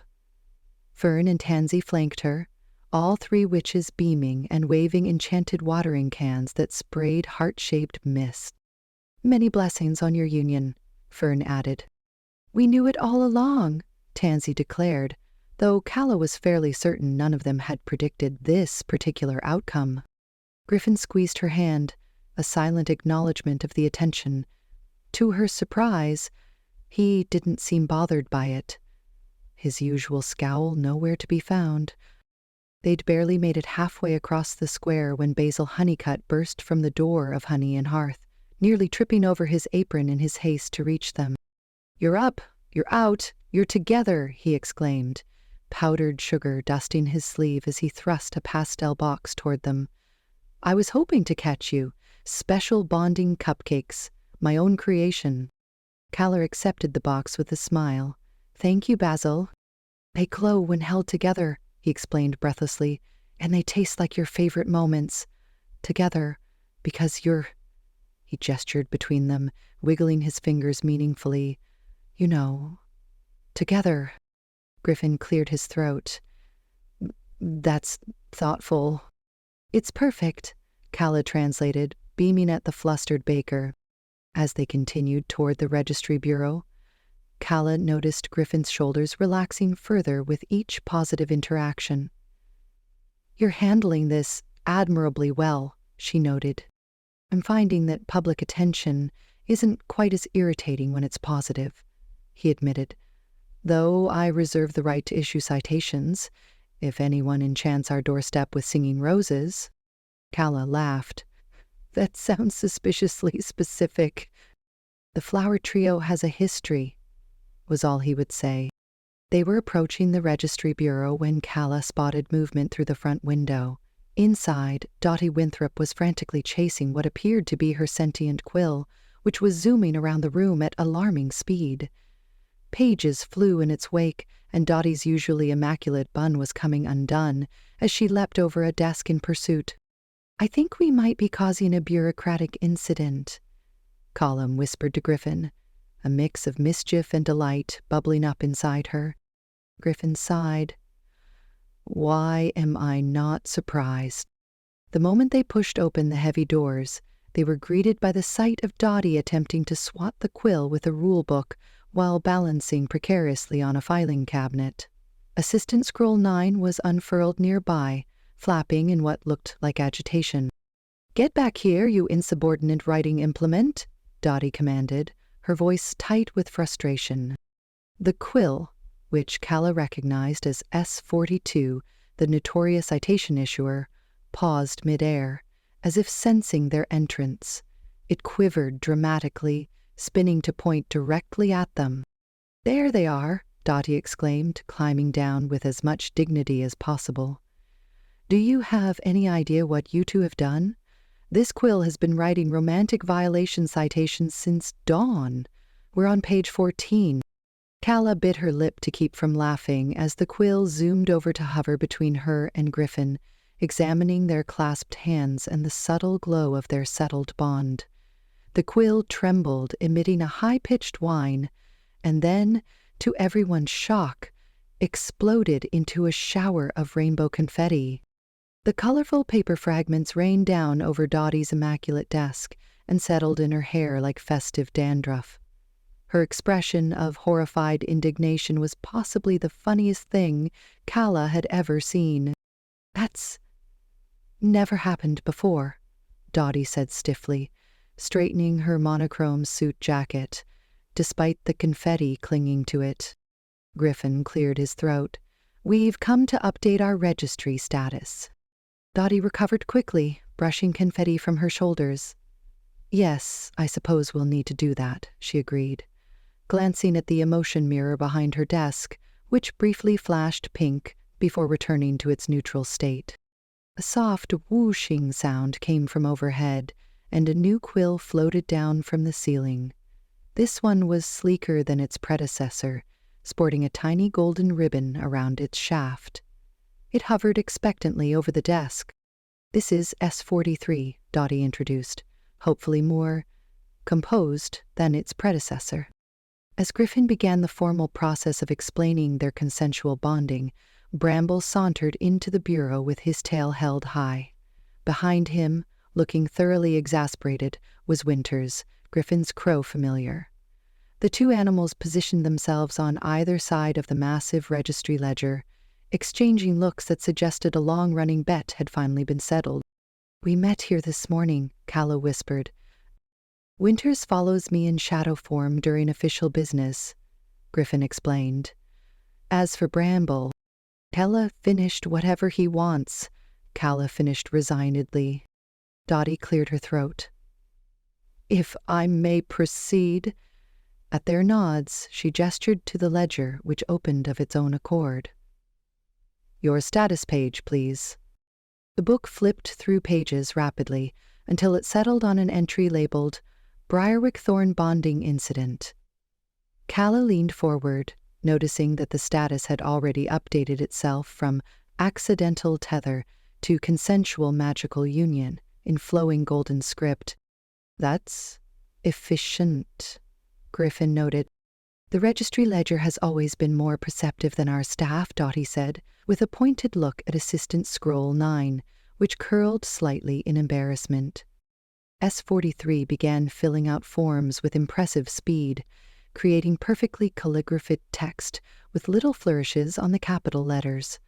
Bramble batted at the end of the quill when it got too close, earning a sharp chirp from Winters.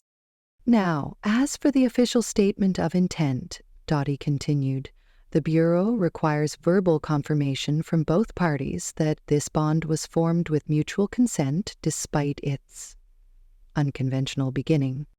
Griffin's hand found Calla's. I, Griffin Thorne, confirm that I have freely chosen to bond with Calla Briarwick following an initial accidental tethering. The word sent a pleasant warmth through Calla's chest. And I, Calla Briarwick, confirm that I have freely chosen to bond with Griffin Thorne, magical mishaps and all. S43 wrote furiously, the parchment glowing gold with each confirmed statement. When it finished, Assistant Scroll 9 unfurled dramatically, expanding to reveal densely written text that looked significantly older than the surrounding documents. "What's that?" Calla asked. Dottie adjusted her spectacles. "It appears to be Clause 7b from the ancient registry protocols regarding bonded pairs within village boundaries. I had no idea it was still active." Griffin leaned forward, scanning the text with interest. His lips quirked into a smile as he read. "What does it say?" Calla prompted, squeezing his hand. "It means," Griffin translated, amusement evident in his voice, "that technically none of your magical mishaps can be cited as violations if they occur while we're together." Calla's delighted laugh sent several nearby scrolls fluttering. "Are you serious? I have diplomatic immunity?"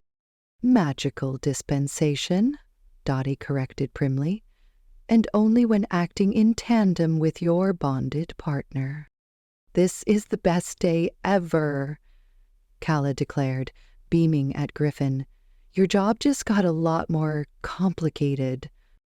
Instead of looking dismayed, he smiled. "I think I can handle it." After completing the necessary paperwork and witnessing the registry ledger magically seal their entry with a flash of light, they stepped outside to find Aunt Thimble waiting on the steps. The tiny woman bounced on her toes, wielding her wand knitting needle and wearing a triumphant expression. "My dears," she exclaimed, pulling out her matchmaking ledger, "let me be the first, well, probably the 14th, to say I knew it all along."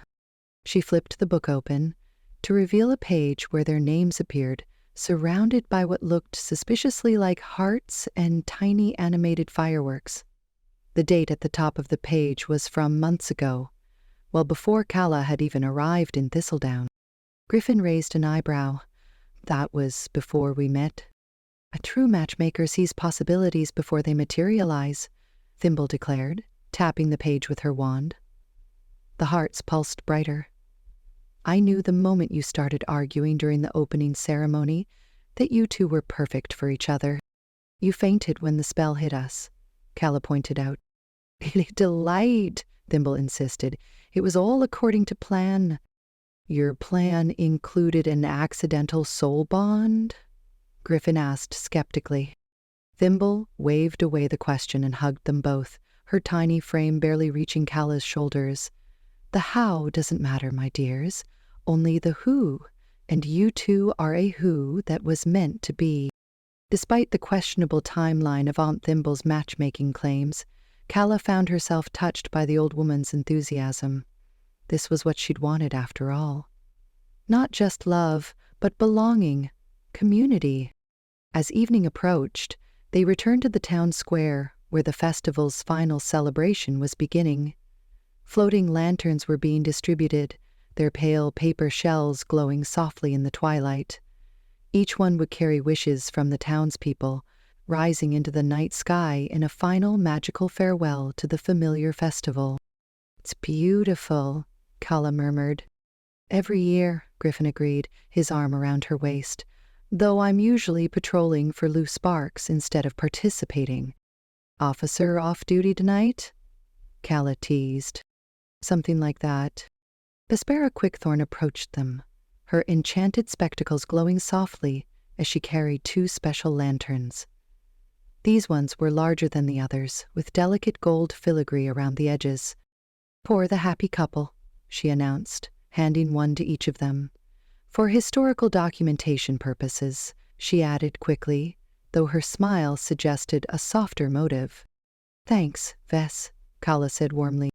You're supposed to whisper your wish before releasing them, Vespera explained. Local tradition holds that bonded pairs who share wishes on the final night will find their magic enhanced for the coming year. Griffin looked skeptical. Is there actual evidence for that? Vespera shrugged. Who can say? History is equal parts fact and feeling. With that cryptic statement, she wandered off to distribute more lanterns. Calla held her lantern close, feeling its gentle warmth against her palm. What will you wish for? She asked Griffin. He considered this, his expression serious. I'm not sure wishes have much power. Humor me, she encouraged. To her surprise, Griffin closed his eyes and whispered something against the delicate paper. The lantern flickered briefly, absorbing his words. Following his lead, Calla brought her own lantern to her lips.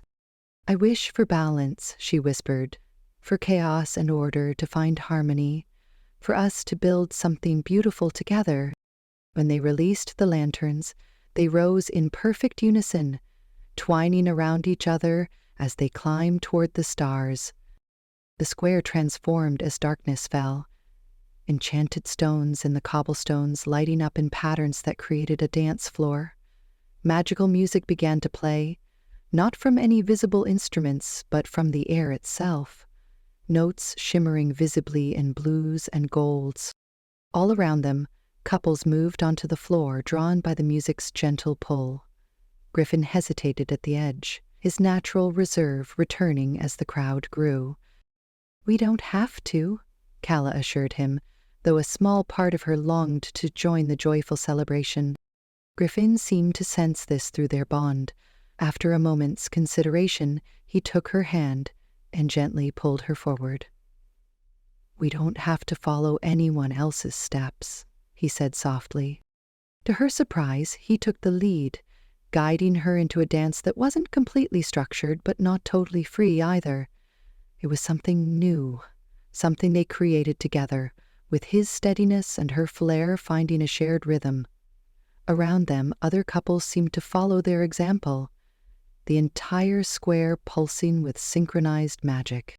As they danced, Calla saw glimpses of the town that had become home in such a short time. Basil watching from his bakery doorway, the flower trio sprinkling enchanted petals from the sidelines, Aunt Thimble conducting the invisible orchestra with her wand. Even Dottie Winthrop had emerged from the bureau, tapping one sensible shoe in time with the music. Bramble and Winters circled the dancers, one darting between feet while the other swooped overhead, occasionally exchanging glances that could only be described as smug. Delayed this, Griffin murmured, nodding toward the familiars. Absolutely, Calla agreed. Bramble's been insufferable with the I told you so energy. Griffin laughed, the sound warming her more than any spell could. I never thought I'd be grateful for a magical mishap. The best kind of magic often looks like a mistake at first, Calla replied. She glanced up at the night sky, where hundreds of wish lanterns now floated like earthbound stars. I keep thinking about what I would have missed if I'd succeeded in breaking the bond. Griffin pulled her closer. I'm glad you failed spectacularly. I'm good at that, she grinned. You're good at many things, he corrected, including turning my perfectly orderly life upside down in the best possible way. As the night reached its peak, Calla found herself surrounded by everything she never knew she wanted: community, belonging, and a man who saw her completely and chose her anyway. In the center of the square, beneath the canopy of glowing lanterns, she rose on her toes and kissed Griffin Thorne in front of the entire town. A surge of magic pulsed outward from where they stood, making every lantern above them flare brilliantly. The cobblestones beneath their feet lit up in spiraling patterns, and several nearby flowers suddenly bloomed out of season. Bramble chirped smugly from nearby, as if to say, I planned this all along, while winters cawed in agreement. Through it all, the internalized bond between them pulsed with shared joy, no longer a magical accident, but the beginning of something far more powerful, a love story written in magic and choice, chaos and order, finding perfect balance together.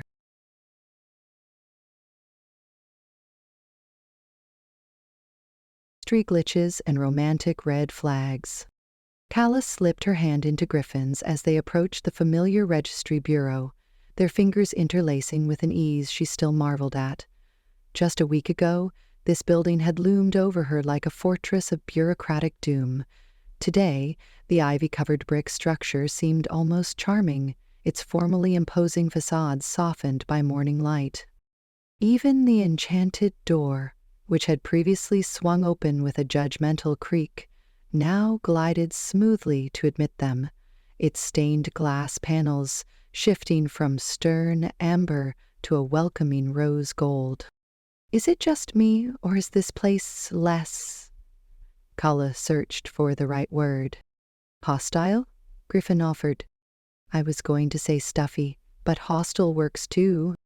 As they entered the main reception area, Calla noticed how the mood-sensitive chandeliers that had once dimmed dramatically at her approach now remained steadily bright, casting a warm glow that made the rows of ancient scrolls and filing cabinets seem almost homey. A self-sorting cart of documents that had previously rearranged itself to avoid her path now merely tipped its handle in acknowledgement as they passed. Maybe the building actually likes me now that my magic isn't threatening to redecorate it, Calla thought, feeling a strange pride in this small victory. The registry is responding to your emotional equilibrium, Griffin murmured, his thumb stroking the back of her hand. The building consents when magic is balanced. Are you saying I've finally achieved bureaucratic approval? Calla grinned. That might be the most romantic thing you've ever said to me.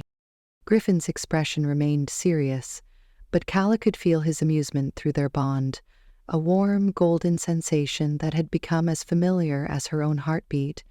That was still new and wonderful, the way their emotions braided together, distinct but harmonious. Dottie Winthrop awaited them at her immaculately organized desk, her spine ruler straight as usual. Her enchanted clipboard hovered attentively beside her while a pristine new quill, bearing a small tag labeled SF43, floated at attention above a stack of forms. Final bond registry documentation, Dottie announced without preamble, though Calla caught the faintest twitch at the corner of the woman's mouth, what might have been a smile on anyone else. Good morning to you too, Dottie, Calla chirped. She was determined to charm the bureaucrat if it was the last thing she did. Dottie didn't respond verbally, but the clipboard glowed faintly pink before floating forward to present itself. Griffin reached for it, his methodical nature immediately engaging with the forms, while Calla settled into one of the visitor chairs.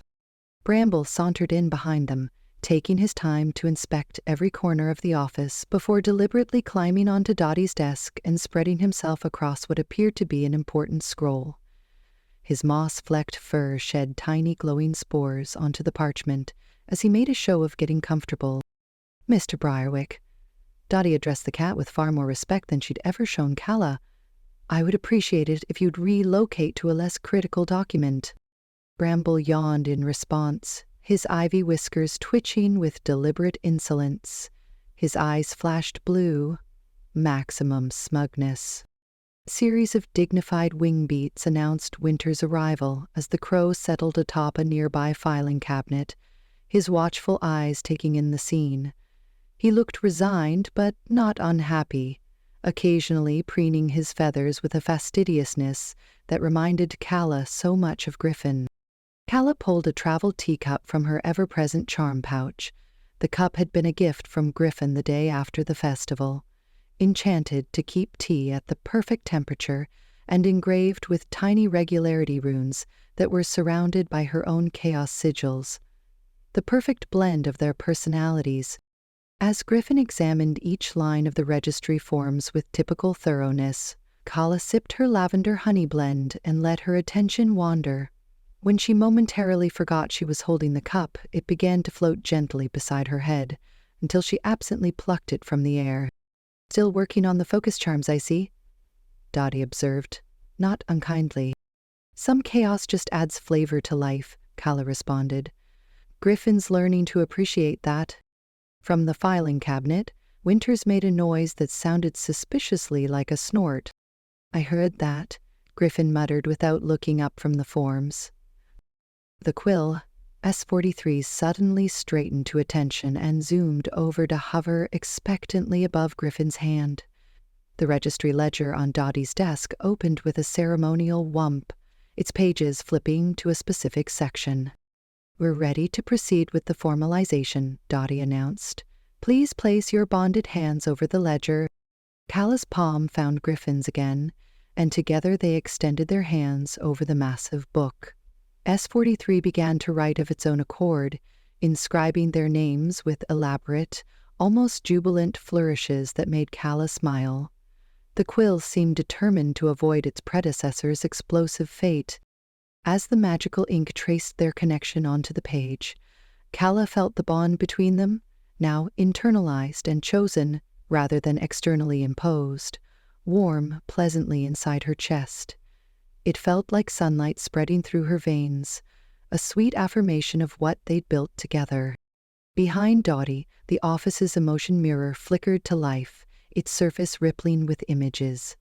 Calla caught a glimpse of her and Griffin in the moon-shadow glade, their figures surrounded by the ethereal light of that night, before Dottie hurriedly waved a hand to adjust the mirror's settings. "Standard procedure," Dottie explained stiffly, though her cheeks had colored slightly. "The mirror verifies emotional authenticity." "And sees a bit too much, apparently," Calla teased. The quill continued its work, the ink now glowing with a soft blue light as it reached the permanent status confirmation line. Bramble had finally deigned to sit up and was watching the procedure with calculated interest, while Winters had moved closer, perched now on the back of Griffin's chair. Just as S43 was about to complete the final flourish, the entire building gave an unexpected shudder. The chandeliers flickered wildly. Various scrolls that had been floating serenely around the room froze mid-air, and the registry ledger suddenly slammed shut, nearly catching the quill, before flying open again and flipping several pages forward with dramatic determination. "What the—" Dottie began, displaying more surprise than Calla had ever seen from her. The ledger stopped on a pristine page and began filling with glowing orange script of its own accord. The text appeared in an urgent, spiky hand. Nothing like the elegant curves S43 had been producing. An automated magical announcement suddenly reverberated through the bureau, the disembodied voice sounding oddly excited. "New potential pairing detected. Tess Albright and Rowan Roben. Bell. Category orange. Romantic anomaly. Registry intervention advised." Calla nearly choked on her tea, sputtering as she tried not to spill it down her dress. "Did it just say Tess Albright?" Griffin finished, his brow furrowed with regulatory concern despite the interruption to their own proceedings. "And Rowan Bell," Calla added, eyes wide. "Oh my gods!" She knew both names immediately. Tess Albright was a brilliant magical researcher who specialized in rare enchantment theory. They'd met at several festivals where Calla had admired the woman's precision charm work, even while finding her a bit intimidating. Tess was notorious for her exacting standards and brutal honesty about others' magical techniques. And Rowan Bell. Everyone in 3 counties knew Rowan, Thistledown's most infuriatingly handsome magical artifact hunter. With his devil-may-care smile and notorious disregard for proper magical cataloging procedures. His discoveries were legendary. His documentation was abysmal. He was exactly the type that would drive someone like Tess to murderous fury. "Orange anomaly?" Griffin questioned, his inner law enforcer clearly engaged despite himself. "I'm not familiar with that classification." At his question, Assistant Scroll 9, which Calla recognized from their previous bureau visit, detached itself from a nearby wall and unfurled beside them. Text appeared in neat rows. Category Orange. Subjects with exceptional magical compatibility who demonstrate excessive mutual antagonism, indicating suppressed romantic potential. Historical resolution rate, 94%. Culmination in magical union following intervention. Smaller text appeared below. Note: may result in significant property damage during resolution phase. Bramble chirped with delight, his eyes gleaming purple with mischievous amusement. Calla didn't need their familiar bond to translate that expression. He was thoroughly entertained. The look on Dottie Winthrop's face was priceless. Her usually implacable bureaucratic mask cracked completely as she stared at the ledger in apparent horror, her complexion paling to match her starched collar. "Not again," she muttered, "not those two. They'll destroy half the archives." Her eyes rolled back, and before anyone could react, she slumped in her chair in a dead faint. S-43 immediately abandoned their paperwork and hovered concernedly over Dottie, using its feathered end to fan her face with surprising gentleness. Chaos erupted throughout the bureau. Filing cabinets burst open of their own accord, spewing records and folders related to Tess and Rowan across the polished floor. The emotion mirror behind the desk flickered rapidly between images of two people, a tall woman with severe glasses and perfect posture arguing intensely with a ruggedly handsome man who seemed to be deliberately leaning too close to her in what appeared to be the town square. Several scrolls unrolled themselves on nearby desks, magical ink rapidly forming what looked suspiciously like betting pools. Calla caught glimpses of days until inevitable union, estimates ranging from 3 to 21, and property damage estimates, alarmingly high numbers. Griffin instinctively rose, his body tensing as though preparing to restore order. Calla gently touched his arm, the bond between them communicating her amusement more effectively than words. "This isn't our magical mess for once," she reminded him softly. He hesitated, then settled back beside her with a reluctant nod. Through their connection, she felt his conflicted emotions. The ingrained desire to regulate the chaos battling with new appreciation for letting magical moments unfold naturally. "It feels strange to be on this side of a registry incident," he admitted. "I'm trying to savor the novelty," Calla grinned, settling more comfortably in her chair. "It's quite refreshing not being the cause of magical chaos."